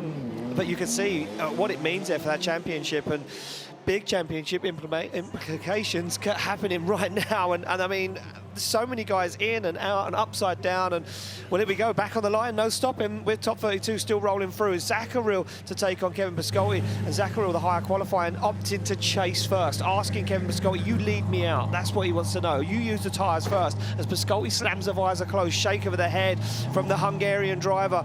As overnight, the team from Zacharil, from Czech Republic, worked tirelessly to get this car back out after engine failure in qualifying yesterday. Yeah, we saw bits and pieces everywhere. Well, can it hold together right now for a battle in top 32? Can it stay? Can it get it into the top 16 through the gears? Comes Zacharil as he chases down Kevin Pascoli. Pascoli floats that E92 BMW into that first outside zone, and Zacharil onto the back bumper. The big fast transition from Pascoli pays off and starts to pull away from Marco Zacharil as he fires it on an angle. They flick through a really nice arc, dials on the angle. Oh, and a bumper-to-bumper transition from Zacharil. As Pascoli gets himself into this outside zone, Zacharil reins in the Hungarian and goes wheel to wheel. That was not, and this shows so much too how drifting is incredible in the way that you can have all these different combinations of driver, car, and parts and stuff like that. Because I mean, just to remind you, this is a 2-liter versus an LS. This is a little Volkswagen commuter engine versus a truck engine, or you know, just an absolute performance beast, and both drivers doing a great job to get through this run. This is wild. Once again, the speed that they've got, the transitions that are going down right now. We are in for such a massive treat already in top 32. Zacharil there having to scrub a bit of angle just to get back into the chase, but Kevin Pascoli, man, he is just absolutely on one all the way through this weekend. I know for him, the qualifying didn't quite go the way that he was aiming for, but really the consistency that we're seeing from him all weekend has been incredible, and I would almost always argue that consistency is what wins championships. 100%. You can have moments of greatness, but consistency is what's going to win championships. But man, what a great run, what a great transition from both these drivers, and for Marco Zacharil to get that car back out online after having a catastrophic engine failure is that's just a testament to his team. It certainly is, and a testament to all the teams this weekend, because we've seen so much contact and damage already in top 32 that them cars will be back out for top 16, and they've worked tirelessly all night to get cars repaired, even out for these battles. They get the thumbs up all around, the light goes green. Zacharil now chased down by Kevin Pascoli as he leads him out through the gears. Down they come, look for that initiation as Pascoli floats across the circuit, tucks up on the inside. As now Zacharil goes full throttle in that first outside zone, a little scrappy from Kevin Pascoli there in the chase, but now starts to clean it up as he chases him down through the inside. But it's a bad lead line from Marco Zacharil as he goes for that outside zone and can't get there, and you can see Kevin Pascoli hanging back, letting Marco Zacharil make the mistakes. He gets to this final outside zone and Zacharil goes for the line. Yeah, definitely not the run that Zacharil was hoping for in the lead, and it was put together. He got it down, he laid it down, and it's just not out to all the zones that he was hoping for. And we don't know everything about the engine swap. Is this still the full amount of horsepower he was running with before? I am not sure. I don't know what that replacement program really looks like, but to me, this is not at full strength. This is not what we saw the driving before. But either way, Zacharil fighting tooth and nail to get that lead run done. And you can even just, the amount of smoke coming off is not the amount that we had seen in previous runs. And yeah, that's just how I'm seeing it. But on this flip side of things, Kevin Pascoli does a great job of kind of noticing that pace difference, holding back a little bit, letting Zacharil go through this run without overcommitting, creating an incident or a situation where he's going to have to repair a lot more of that car. And then into our last outside zone is when he starts to pick up the pace and close that gap, as we can see the smoke coming off Zacharil. And look at that transition coming out. Man, just I'm going to say Kevin Pascoli was driving smart there. It was smart. I'm hoping he wasn't planning too much to hold back, and that becomes an issue then with the judges, because that is something that can happen. We've seen drivers who play it too safe, and it comes back to bite them. Well, there we go, both out of the car down there, looking at the big screen, waiting for that decision to drop in. Kevin Pascoli from Hungary, Marko Zacharil from the Czech Republic, both happy, both smiling. I think there's a little bit of nerves, though, from Kevin Pascoli. I think he wants this one really bad. He needs a good decision this year. As we say, wanted that incredible qualifying score, never really worked out for him yesterday. I'm trying to listen into what Marko Zacharil was saying there to Kevin Pascoli. Judges maybe just still deliberating this one. Yeah, using a lot of the replay, kind of going back and forth to still really having a conversation. And this is what I'm saying, you can never predict what's going to happen. Well, here we go. It's dropped in left for Zacharil, right for Pascoli. It's a one more. It's going to be a one more time, and a split decision. We're going to go to you quickly, David Nikolass. A split decision there. Yeah, sometimes if there is a lot of mistakes, it takes a little bit longer because we need to value all the mistakes which happen on the track itself, and then it is not easy to find out who is the winner. So at this moment, we said like both drivers did bunch of mistakes on the lead run, bunch of mistakes on the chase. They just need to clean it up and show us better in the next run. All right. There we go. Yeah, got to clean it up. And you know, the thing about one more time is guys have already felt each other out, so they kind of know what's happening. Well, this is a big one now. This is bigger than what we explained earlier on, because at the moment, Conor Shanahan out of the fight. Laurie Heinonen still in it. James Deane still in it. We've still got Peter Więcek to come up later on. If Peter makes it through to the top 16, he starts to gain points on Shanahan. Now, if Jack can take Oliver Randalou out, then Randalou won't move up the order and stays where he is in third position, or maybe drop back at the end of today. But if Randalou can take down Shanahan, he starts now to claw points back on Shanahan and starts maybe to hunt down that championship once again. He slams that BMW E46 into gear, the M50 Turbo rumbles as Shanahan puts that GT86 into gear and comes off the line through the gears. Both guys not messing around. Jack Shanahan to lead out Oliver Randalou as they fire in. Nice lead line, little wander there from Shanahan though as he flicks to this outside zone, and Randalou is all over the place in the middle of the circuit as Shanahan puts foot to floor, fires that car where it needs to be. Look at this. Shanahan's got that car turned up to 100 as he gets it into the outside zone.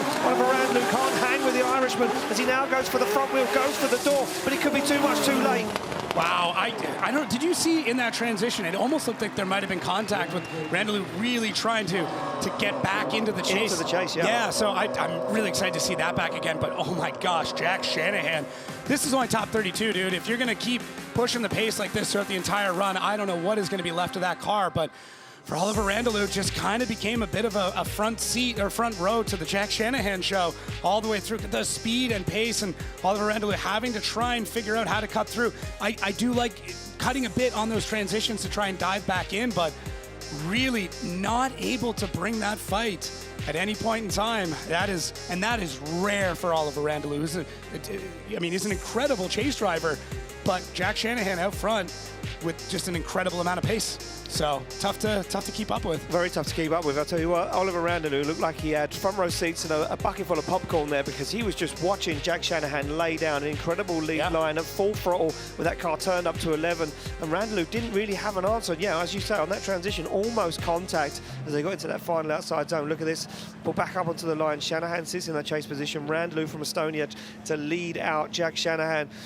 Jack Shanahan driving angry this weekend, so he wants it, he's hungry for it, comes off the line. Look at this from Shanahan, no messing around. He almost overtakes Oliver Randalou as they run through the gears down towards initiation. Jack Shanahan's going to tuck into formation and fire in behind Oliver Randalou, as Randalou now sticks it to the outside zone, wheel to wheel, door to door as they fire through again. Shanahan can't be shaken though, as Randalou looks for that perfect lead line. He goes nice and wide. Shanahan through the smoke, still there, still in hunt as they come down. Oh, up onto the curb goes Randalou and almost contact as they get into this final outside zone. Shanahan takes for a minute, now dives up onto the rear wheel, onto the front wheel, onto the door.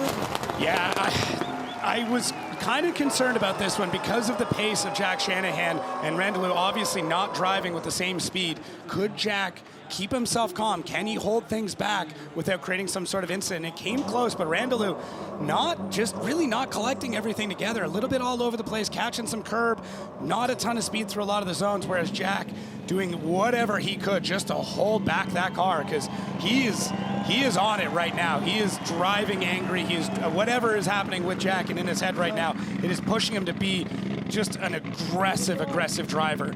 So both drivers taking a look. So let's get back into this replay and see Randaloo just quick. Obviously through this first outside, everything looks pretty good, but you can already tell Jack trying to hold things back. Well, Randaloo out to all these zones at a bit slower of a pace. Now, it's still a quick run from Randaloo, but in comparison to what Jack was running down, it's very apparent the difference in speed there.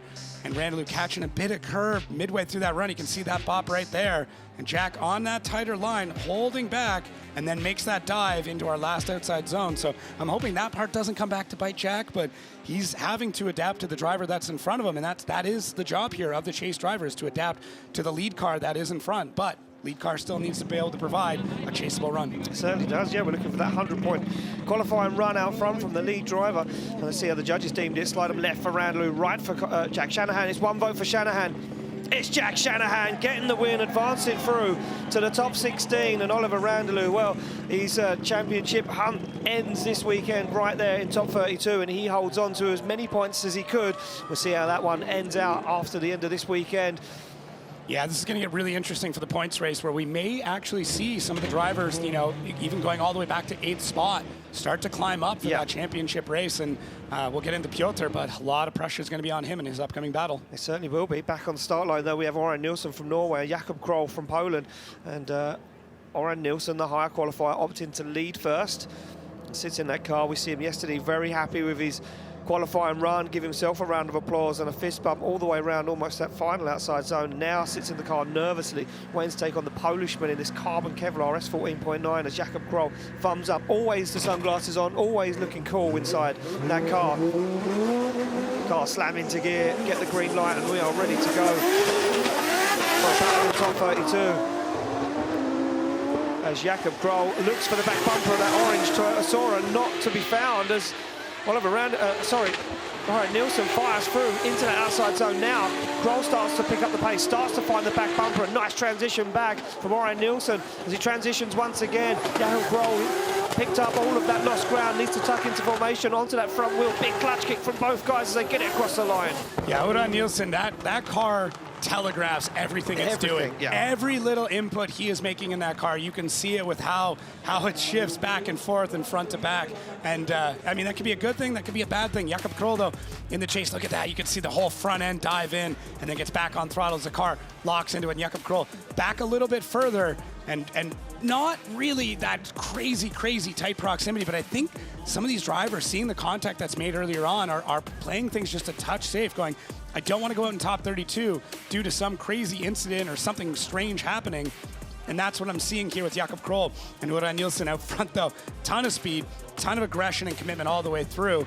And yeah, you really just, the car telling you exactly what is going on behind the wheel all the way through the run. Yeah, strange. It looked like Jakob Kroll couldn't really get himself into the zone there, into formation. And Oran Nilsson, nice lead line. Not really anything to write home about, though. It was just a subtle lead line. It was a solid run. Yeah. Both were solid, but it's one of those, are they going to make the highlight reel? Maybe not yet. Yeah, exactly that. Especially after the first half of top 32 that we've had, that's for sure. Hard to beat that. Hard to beat that, that's for sure. But here we go, back on the line, Jakob Kroll to lead out Oran Nilsson. Despite the top 16, awaits for one of these drivers. Who's it going to be? Oran Nilsson hunts down that carbon Kevlar S14.9. He jumps onto the back bumper, and look at this from Nilsson. Aggressive, the Norwegian bringing that flair, that star was Kroll now, finds that perfect qualifying line. It's incredible from Jakob Kroll at the moment, but there's no shaking. Oran Nilsson, as he fires through the smoke, goes for the door once again. Oh, holds it, doesn't make contact, goes for an early transition. Jakob Kroll struggling to get to that final outside zone, then triangulates it, gets in there. Nilsson onto the rear wheel and across the line. Yeah, Jakob Kroll, at least I'd say 80% of that run was just so smooth. The transitions were very fluid and very predictable, and it did provide Oran Nilsson a great opportunity to be able to get into the chase, get into the pocket, and really push around Jakob Kroll. even his initiation, it looked really good, floats out, and Ura Nilsson takes advantage of that, gets into the pocket, but I got concerned partway through that the young Norwegian was going to push the pace a little bit too much and maybe make a mistake. And it comes up in through here when he makes these transitions, just starts to bite off maybe a little bit more than he can chew, and has a bit of a panic moment right there. And that does cause him to fall back a little bit in the chase, misses that zone, has to straighten a little bit, dig back in. But thankfully for him, Jakob Kroll not doing an amazing job through outside zone 6. No.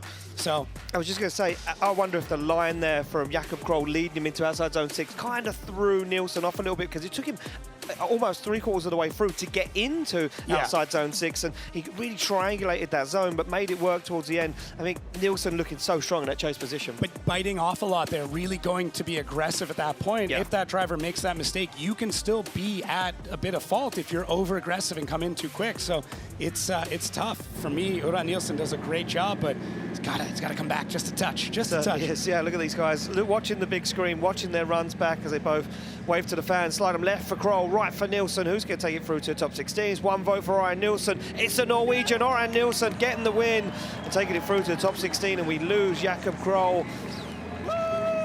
And you see what it means to him. Oh, so much absolutely. excitement. Yeah. So good, so good. I mean, he's a driver that's traditionally done pretty well here. Loves this track, has a great driving style for it. So we'll see how the rest of the weekend plays out for him. Yeah, very happy man as he slips back inside the car. Makes his way back to the paddock. Just a few more battles to go in top 32, and that one more time between Marco Zacharil and Kevin Pascoli. We go back to the top end of the grid. An interesting one this weekend.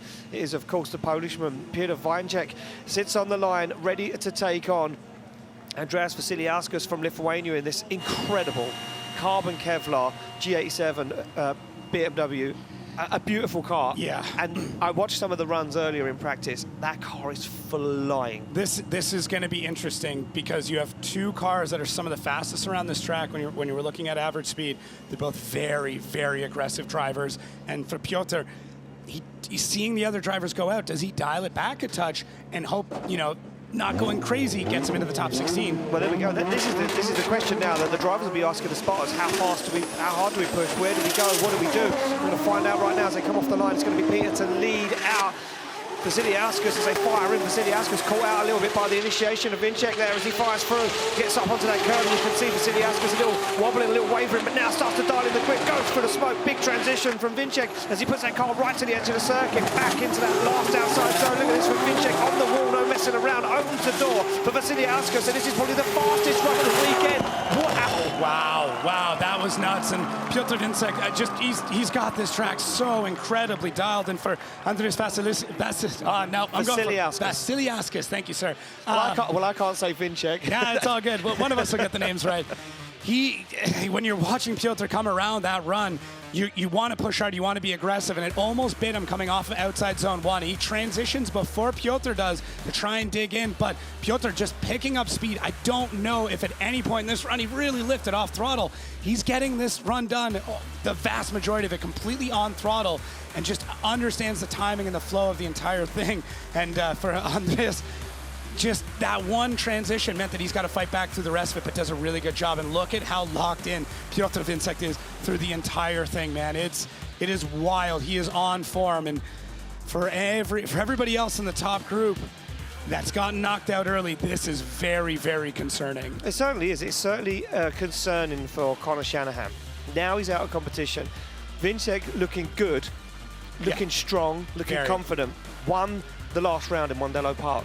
Can he go back-to-back wins? That's the question. Can he now lead the championship going into the 2 final rounds? But now, coming into the chase, seeing what's going on, he can't be overly aggressive. He's still going to be very aggressive through this run because Andres had a great chase. But for Piotr and his spotter, that's going to be the discussion. How hard do you push? How much do you do? And, what can you afford to draw back on so there isn't an incident and you can make sure you're going to make it in the top 16? Or do you have to pull back at all? Do you have to push the whole thing? Who knows? I don't know. No one Not knows a spotter the answer. either. No, not even a spotter at the Not moment. even. No, they've thrown the notes off the spotting tower into the bin and said, we don't need these. We're just going to play it by ear. We're back on the line. Vasiliauskas now to lead out Więcek as they come off the line and through the gears. Down they go. That beautiful carbon Kevlar G87 slams through the gears as Więcek fires in behind him and get on throttle nice and early. But Vasiliauskas out of the outside zone. A big understeer. Has to get himself back into it. Flicks the car to an angle. And Więcek now starts to hold back a little bit. Doesn't want to get too close. Unpredictable. It's Vasiliauskas as that car pops at will off the tarmac, and Więcek can't seem to chase him because it's unpredictable from the Lithuanian out front. He now falls into formation and across the line.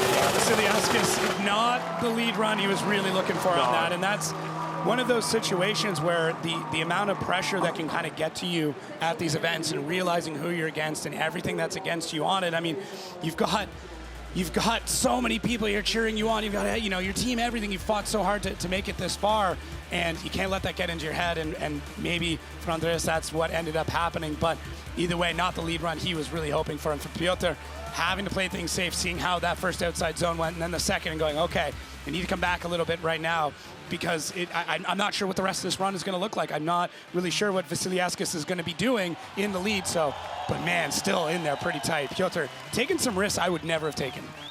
Yeah, that was a hold your breath moment there on that transition. Yeah, you see it from the onboard as well, and even Peter kind of went. Did one of those, yeah. You see him draw back and be like, I didn't need to do that. No. Wow, crazy. But yeah, for Andreas, beautiful car, incredible driving this weekend, and we'll see which way the judges take it. But no matter what, I'd be very, very proud of my performance driving like that.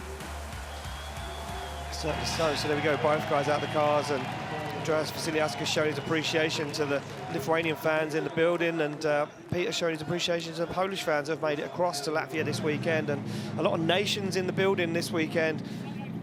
Yeah, so many people here, so many flags. It's so crazy. many different flags, so many different nations joining here. Slide them left for Vasiliauskas, right for Więcek, and there we go, one vote for Więcek. It's going to be Piotr Więcek getting the win, advancing through to the top 16, and we lose Andreas Vasiliauskas, but what an honour to have him back at Drift Masters as a wild card this weekend, and you can see what it means to the Polishman.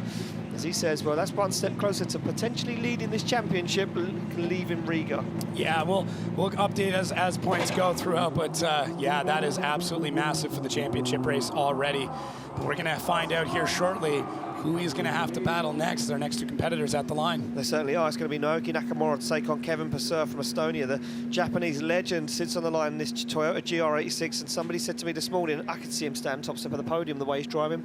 He's improved so much. The first couple of runs early on in practice yesterday looks like a bit of struggle. Yeah. But Nakamura now, very quick, still snappy with all the angle, not losing any of the style, and but finding the speed to go with it. Yeah, certainly a different take on European/Japanese drifting. It's going to be hard for Kevin Passer to get in that zone. Passer as well, another guy in that championship hunt. He'll want to get this one done and dusted and continue to fight for a championship as they come off the start line and through the gears. Passer goes wheel to wheel and side to side to him. They both throw it across the circuit into initiation, and Passer now goes for that rear bumper, but Naoki Nakamura falls out of the outside zone. It completely messes up Kevin Passer. Passer now miles behind, starts to get himself back into it as Nakamura finds that outside zone, looks for the final transition in to this long outside zone, and he's handbraking, trying to get himself on that perfect qualifying line, on the throttle and across the line.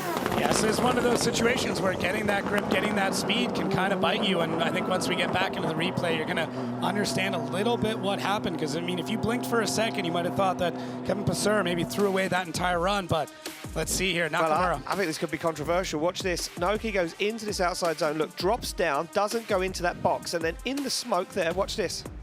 Yeah. Contact. But Nakamura is so offline through that section, and for Passer, it's such a weird place to be in when a driver's in there, and at this track in particular, it's tough. And Nakamura, when he gets back on throttle, the car just absolutely shoots away. It's just a complete rocket ship. But that means that for Passer, it's not, to me, it's just not something predictable to chase. So no, I agree. Tough go either way. But just watching back the replay, yeah, I agree, 100%. Yeah. It doesn't make it easy for Kevin Passer to chase him down. Yeah, but then there's an argument on the other side of the table, which should I get? Yeah, I'm going to get into. Shall I get into it? Yeah, I'm going to get into it. I'm going to say Kevin Passer should have been in the outside zone. You should have been further back. Yeah. Gotcha. Okay, he's going to be blinded by the smoke trail from the back of that GR86, but I'm going to say Kevin Purser maybe should have fell back a little bit into formation. But did you see the big e-brake grab there from Nakamura, who was then slowing down partway through that zone? Yep. And that to me is maybe why Purser had that closing speed, makes that contact. So, you know, we got a lot of things going on. There's a lot of stuff to and there's digest. now a clock. There's a clock and now we have the start line clock.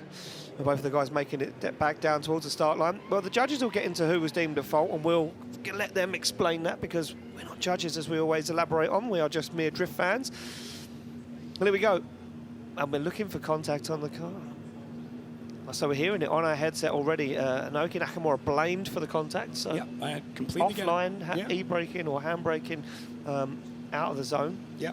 And for Nakamura, it's just one of those hard grips up, trying to have it push back a little bit to be able to go to it. So now Kevin Purser talking to our start line marshal Martin. I wonder if he wants to get the car checked. Now we know that Nakamura has been deemed at fault for the contact. So if Kevin Purser now wants to go and check the car, he will get the competition timeout, and Nakamura will just have to sit it out at the back of the grid. Now what? It looks like we're all ready to go. It looks like Martin's quite happy. He's on the radio. He's talking to our man in the tower, and the clock gets removed. It's tough because the competitor in these drivers goes, no, I'm just going to go, I'm going to send it. And that looks like that's what they're doing. It looks like that's what we're going to do, but they're off the line. It's going to be the Estonian driver, Kevin Purser, to lead out Naoki Nakamura from Japan as they fire through the gears. Nice initiation from the Estonian, but now he starts to waver in that first outside zone. And look at this from Nakamura, tucked up on the inside, up on the curve. Goes Kevin Purser as he goes nice and wide for that outside zone, but misses it. Doesn't manage to get there. That car turned up with all the grip. Nakamura all over the inside of the circuit. Goes for a transition back, and Kevin Purser now can't find that outside zone as he fires it to the wall. Nakamura onto the door. Wonder if maybe that contact did create a bit of an issue for Kevin Purser, because that's not how he's been driving. That's really, really not. And Nakamura, once you start seeing some of these chase replays, when that car just breathes on the throttle, that it just shoots off. Gone, it is crazy how much forward bite it's got right now.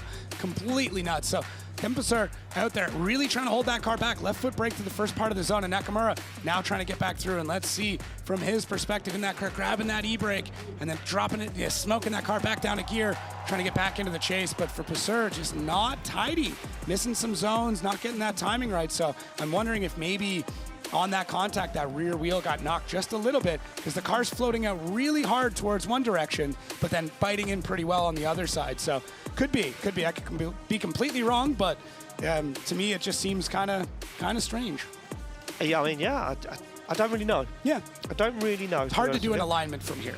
Yeah, and I wonder if maybe Kevin Purser was a little bit rocked by the... Could be. Thrown him a little bit, poor lead. The contact maybe wasn't in the right mindset. Not sure. Yeah, not sure on that one either. So both drivers having some mistakes, having some issues. So I'll have to see how the judges end up weighing out these different things and what ends up happening. Look at this. Good rivalry. Look at this. Yeah. Kevin Purser calling out Nakamura, saying, you're handbraking where we should be full throttle. And Nakamura said, I'm sorry about that one. Well, here we go. Looks like the decision could be dropping inside him. Left for Purser, right for Nakamura. It's going to be a one more time from David Nikolass. Vernon Swenevel goes for Kevin Purser. Matthias Jedges goes for Kevin Purser. He gets the win. We come to you quickly. David Nikolass, a split panel again. This one was not easy. We've been mainly looking the part in the first corner where there was big mistake from Naoki. There was also contact. We blamed Naoki for that contact, and then we did not count that huge cut and catching up by Kevin, which was caused by that contact. However, if we look on the other hand, Kevin's lead was also far from clean. We also did not like many places, especially how he kept with outer zone 5. From my perspective, I just wanted to see it hey guys, clean it up, show us again. When Vernon and Matty thought that it was enough for Kevin to let him through. Well, there we go. Thank you very much. And our lady on the ground, our queen on the ground is down there. Becky, it's all going on this weekend, and you're down with Kevin Purser. Yes, I'm being kept very, very busy this weekend, guys. Kevin, congratulations on getting through top 32. That chase run, now from where I'm sitting, that looked pretty sketchy. You weren't exactly in the parts of the track that you were expecting to be. No, yeah, it was sketchy from the beginning. I was hopping into the door, and suddenly there was a handbrake where I wasn't expecting it. And then we had a contact into the wheel, and then I was just trying to figure out if the car is okay or no. And in my lead, I felt that it's alignment failure here, so we have to check it for the top 16. Yeah, that was my next question. You know, you're having a word with Martin on the start line there, like you could just feel, and to be honest, I'm putting my eye on it here. That wheel doesn't exactly look too straight, does it? No, it's not. So that answers the question. Yeah, there was an alignment problem, but you decided to drive through it anyway and managed to get through and win the battle. So, I mean, that's pretty good. Of course, always. Always. Well, there you have it, guys. Thank you very much, Becky. The super confident Kevin Passera as always. And Becky down there handing out alignment. Yeah. She's like, hey, your tracking's out there. You took a little bump. You called it as well. You know, you took a little bump. You got a little bit of toe on the back there. Well, we go back on the start line to hopefully no more bumps and just some clean battles. This one a heavy hitter for both of these young guys. Two young guys trying to prove themselves as Drift Masters. Ite Sena did it at round 1 in Spain. Fionn Roche yet to really make a mark on Drift Masters. They both sit on the line. The Irishman struggled this year so far, but a tough day already in the office for Fionn Roche. The subframe out of the car with a snapped bolt in the differential. The team having to work tirelessly down there in the Shanahan paddock to get it back out for the top 32 battle. Fionn Roche now sits in that chase position. Ite Sena, higher qualified, decides to lead first. They scream through the gears. It's going to be BMW versus GT86 as they fire it in, and a nice initiation from Fionn Roche and from Ite Sena as they both get into it. Good transition back now as Fionn Roche loses little ground, finds himself on the inside, but they go wide for the outside zone. Fionn Roche goes for the dive on the inside now, comes back across the circuit as Ite Sena leads him into this last outside zone. Fionn Roche waiting to make that move, waiting to make that dive as he clutch kicks that GT86 onto the door. Yeah, solid run for both these drivers. I mean, big ups to Fionn Roche, who's struggled through. I mean, he wasn't super. Oh, no, he is happy. He's happy now, yeah. He's happy now. No, you get that out of the way. You get a chase like that in the books, and the confidence starts to grow. And for Ite Sena, great run on that. Look at just getting himself pumped up. We talked a little bit. He's like, he's like, you said that I was frustrated in the car. I said, where? He goes, yeah, I was super mad at myself. And I said, well, keep driving that way, man. And it was, it's good. Maybe that's what's going on here. Ite Sena giving him a great opportunity in this chase, though. He is just becoming such an amazing competitor. When he is on his game, he is absolutely on it. And you can see that through so much of this run, getting back on throttle, coming out to that 5th zone, and then through this transition. There it is, Fionn pushing back in. I would have liked to see him sink back into that zone a little bit sooner, but goes with that proximity mentality. Really wants to end this run on the door of Ite Sena, who laid down a pretty solid run all the way through. And we can see through those transitions with that slow-mo. There it is, both drivers popping through the smoke. Man, wild to understand the timing that they're able to get here. Yeah, I'm proud of both of these drivers. It is proud, Dad. Yeah. It's really good when everybody should know the struggle that all of these drivers go through. Follow them on social media, check out all their videos and all that stuff. You can understand how difficult it is just to even get a car here, let alone put on a great performance. So really, really good to see. And what? Okay. Just taking a quick spin around back. I got worried. I'll tell you what it is. Most of these guys, and we've spoken about it before in the past, with the big chunks of rubber sticking to the front wheels. And as you can see, most of these guys come down off the start line, especially once they've returned back to the top end of the grid. That rubber sticks to the front wheels and makes the steering wheel heavy, makes it judder. And a lot of those guys will take a quick second to just scrub the front tyres again before they pull to the line, so they know that when they leave the line, they've got maximum front grip to deal with the amount of rear grip they're running. Ite Sena, though, look at the positioning. Pulls himself at a funny angle, wants to get more of a straight line approach down onto that circuit as they come through the gears. Off the start line, Fionn Roche now to lead out Ite Sena as they hammer through the gears. Fionn Roche lighting up the tyres of that GT86 already. Big handbrake drag, sets himself up nicely for the outside zone though. Ite Sena starts to tuck himself into formation, goes for the transition. Fionn Roche on a very nice lead line though, goes deep into the outside zone, back he goes across the circuit. Ite Sena no answer at the moment though, needs to clean this one up, needs to get himself into the pockets on the inside of the circuit. Fionn Roche absolutely flying in this last outside zone as Ite Sena goes for the door, the front wheel across the line.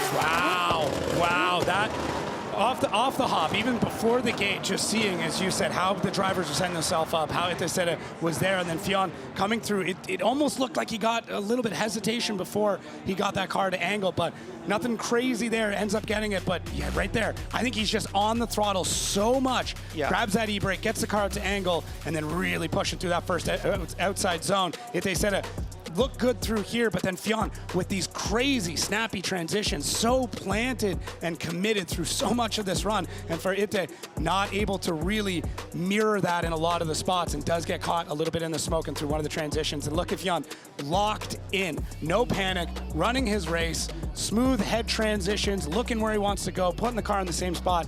And for Ite Seta, that transition there is what was a massive detriment to his run. I'm going to say that's probably the biggest mistake over the whole run for Ite Seta. He lacked in a little bit of proximity throughout most of it where Fionn Roche was taking the dives, but I think that mistake there, I don't think you can turn your head away from it. Well, look, here we go. Both guys out of the car waiting for the decision. They're looking at the big screen. Who's going to take it through? One of these young guns will be in the top 16. Side of left for Roche, right for Sedez. One vote for Roche. It's going to be Fionn Roche. He gets the win and advances through to the top 16. And look what it means to him. Absolutely over the moon. And Ite Seta, well, he'll have to go back and rethink that program for this year.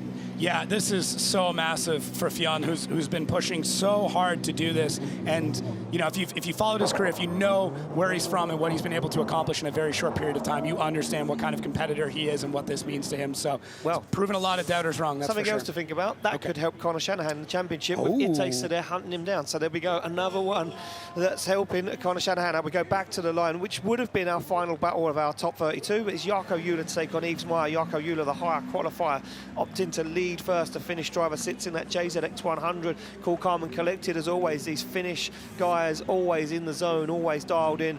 Yves Meyer, look at that, nodding away though. The Swiss driver slams that Toyota Giara Supra into gear. Starts to creep off the line. It's going to be Finland versus Switzerland as they come off the line through the gears. Absolutely in the zone is Yves Meyer right now. They flick him to angle as Jarkko Jula now finds out. And he's off, and it's wild, and he holds on to it as Yves Meyer almost throws the car into the wall as Jarkko Jula now drives away to finish the run. Holy, I thought that was it for the Supra. Yeah. I thought that was it. Oh, man. Jarkko Jula, do you even know what was going on behind you? No, he had no idea. Yeah, he's going to come back up there and see Yves nowhere to be found and kind of trying to figure out what happened, but wow. Oh, now he's lost the front bumper under the front of the car as well. Man, what went wrong for Yves Meyer on that first outside zone? That was so lucky. I mean, amazing driver skill to save that. Yeah, incredible reactions. I want to see the replay to see, what happened. Did he get lost in the smoke? Here we go. Nice initiation from Jarkko Jula. Just about got a wheel in that zone. I think Yves Meyer was out of position. He got lost in the smoke. Yeah, I wanted to take a look back to see if anything happened with Jarkko. Look at this, blinded. Blinded. Calm though. He just couldn't, Wow. Oh, wow, that was so close to the wall. What driving prowess to be able to save that though. Well, that is a man that is incredibly talented, and if you don't, again, another shout out to be following these guys on social media to keep up with their programs and what's going on. Yves Meyer running a driving school in Switzerland alongside a number of other people, and that goes to show you they drive a lot in the snow, they do a lot of rally driving, they do a lot of technical advanced driving. You can see that carbon fiber, carbon Kevlar front bumper completely wedged into the suspension there on that GR Supra. And they're trying to get it out. There we go. Well, kind of. Yeah. Trying a little bit of everything. I love the fact that Marcin, our startline marshal, just gets in there. If you need a very quick repair, there's no one better. No, and Peter down there as well, one of our other marshals, the black t-shirt on, and our technical advisor down there, Maciek Polody, making sure that everything's fine and that the car's safe to run. And I think the situation's going to be, if we can't remove that body panel from the front of the car, then I wonder if he will be disqualified for competition. I'm just going to throw that out. Can't run it like that. I mean, it's too tough to say. I mean, it'd be great if we had a jack or something, but the problem only so is much we can do. Our startline marshals down there can only do so much. They can only, duct tape this, and it's completely wrapped itself in and around the suspension turret. Look at this, look. It's in the wheel. It's gone between the wheel and the coilover and through the lower arm. You can see that suspension component there. it's getting trapped between it. So there's no way they can get it out. Yeah, maybe driving forward and getting it to catch on something, but that's looking. I don't know. I highly doubt that that's going to be able to be removed, and I wonder if he's going to be deemed unsuitable to run for the second half of the battle. They can see him pull up. He's going to look at this. He's fist bumping Jarkko Jula. I think they've disqualified him from competition due to that problem. Oh, gutted. Absolutely gutted. Or is he going to try and get it out? Maybe give him, throw some time on the clock, see if he can shake it out. Yeah, so I'm hearing it over my headset. He has been disqualified from competition. The clock has run out, that 2-minute timer. No buy run needed from Jarkko Jula. So the Finnish driver being told now what he needs to do. Strange weekend. Very strange. Here we go. But we're going to make it official anyway. He's going to slide left for Jarkko Jula. We've got a double graphic going on there, not quite sure what's going on, but never mind. Yeah, well, a little graphic issue. It's a duplicate. It's all swapped around, you know. Everyone's having a crazy day.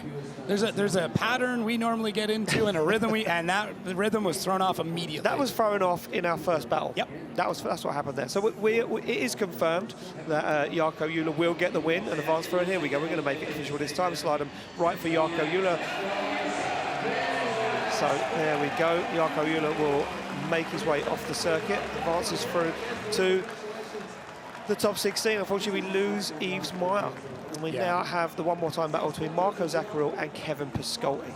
Yeah, I'm really looking forward to this. I know it's a bit of a matter of cleaning things up, and you wonder what these drivers end up doing. Do they watch a bunch of runs? We also heard, we won't get into specifics, maybe some mechanical things going on, so see if that comes into play here.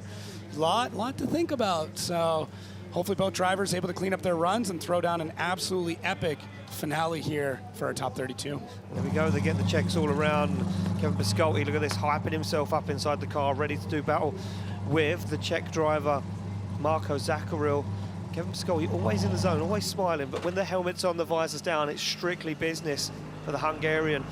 Marco Zacharil nods, he knows what he needs to do this time, he knows where it went wrong. Dabs the handbrake. Marco Zacharil, the higher qualifier, again opting to chase first as they come off the line and through the gears. Kevin Pascoli to lead out Marco Zacharil, one spot in top 16 points. Onto the throttle goes Kevin Pascoli into the outside zone. A little wobble there for Marco Zacharil. Now starts to get himself into the pocket. And can he keep up with the Hungarian as they fire through? And look at that from Marco Zacharil. But he messed himself up on the transition. Now has to get himself back into it as Kevin Pascoli lays down an absolute heater of a lead run.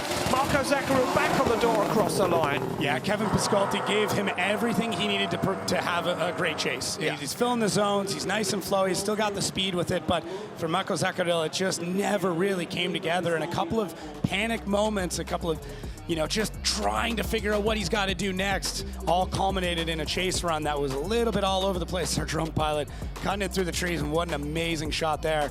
Just did not, and I mean, fighting through the smoke too, that's the hard part.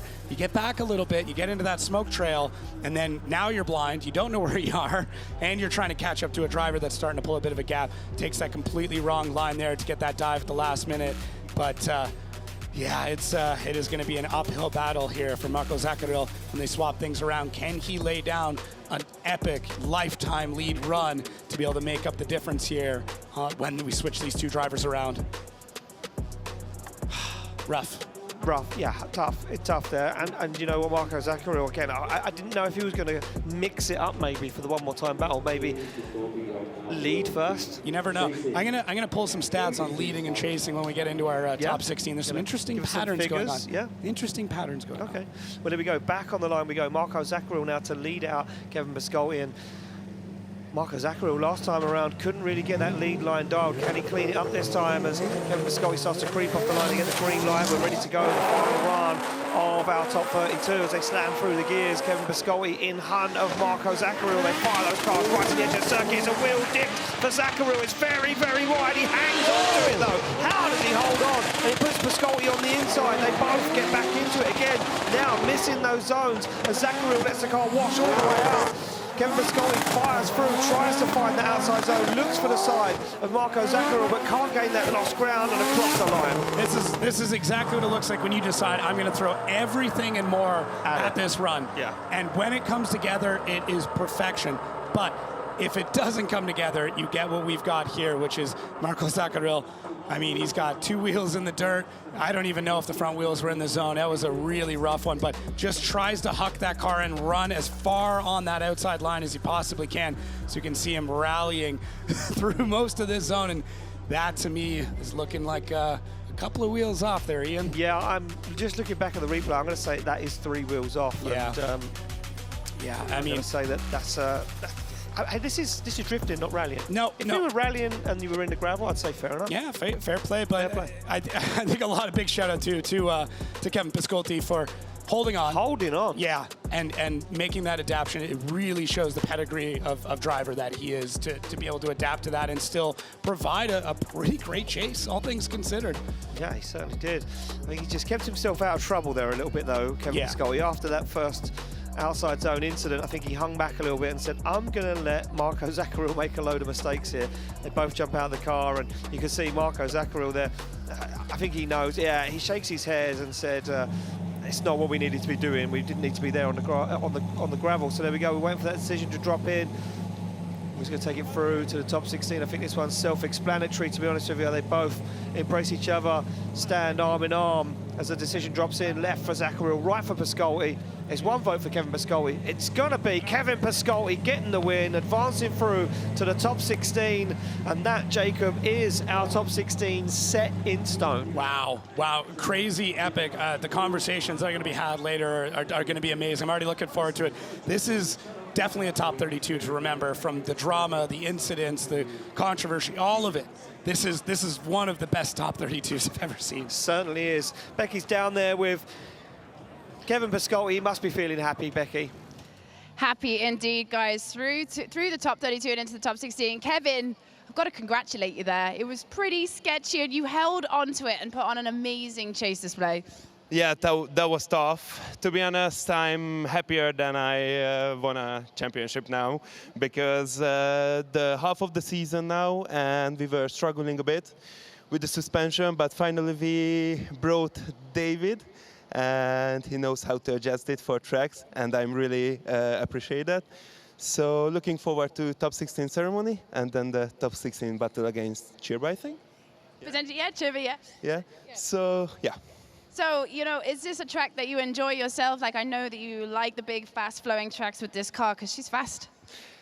Now I am enjoying, but the past 5 years was a big struggle, because at my home country, there's no any other track like this. So that's high-speed track with big height differences, and it's just insane now. Yeah. Brilliant, Kevin. Well, congratulations, and we'll see you into the top 16 and pass it back to our commentators. Guys, there's our top 32. There you go. Thank you very much, Becky. Becky deserves a rest. Yeah. She has been running around all day, getting all the hot gossip and all the stories. Right, here we go. This is our final results list. Yes, taking a look at the drivers and I guess more or less how they're stacking up from a couple of battles, and the top 16 is going to be a spicy one. It's going to be very, very interesting to see how all these battles coming up are going to be, and this is what we're looking at. Yeah, this is what we were waiting for, our heat tree. As we see that drop in, this is how it's going to play out this afternoon in our top 16. Espen Rohde take on David Spossart, Banet to take on Bertans, Deane versus Kavia, that's a heater. Heinonen versus Falvey, which Drift Games car versus Drift Games car in full effect. Cirba versus Pascoli, Jack Shanahan versus Oran Nilsson, Vinsk to take on Pascoli, Fionn Roche to take on Jarkko Juhla. I've got a feeling the final battles tonight are going to be heaters, and I think we're going to see some new faces crowned the King of Riga. It's going to be an interesting one. From me and Jacob, it's been enough. We're going to throw it back to you, Becky. What a day so far. What a day indeed, guys. It's been absolutely crazy. We've seen thrills, spills. We know what Riga is like. It is one of the most exciting tracks on our calendar. I mean, we've got some incredible battles coming up. I can't wait to see Deane versus Kvia. I can't wait to see Pesa versus Więcek. But we've got it all coming up for you this afternoon at 17:20 local time, live on Red Bull TV. Make sure you join us for that top 16. It's going to be big. We'll see you there.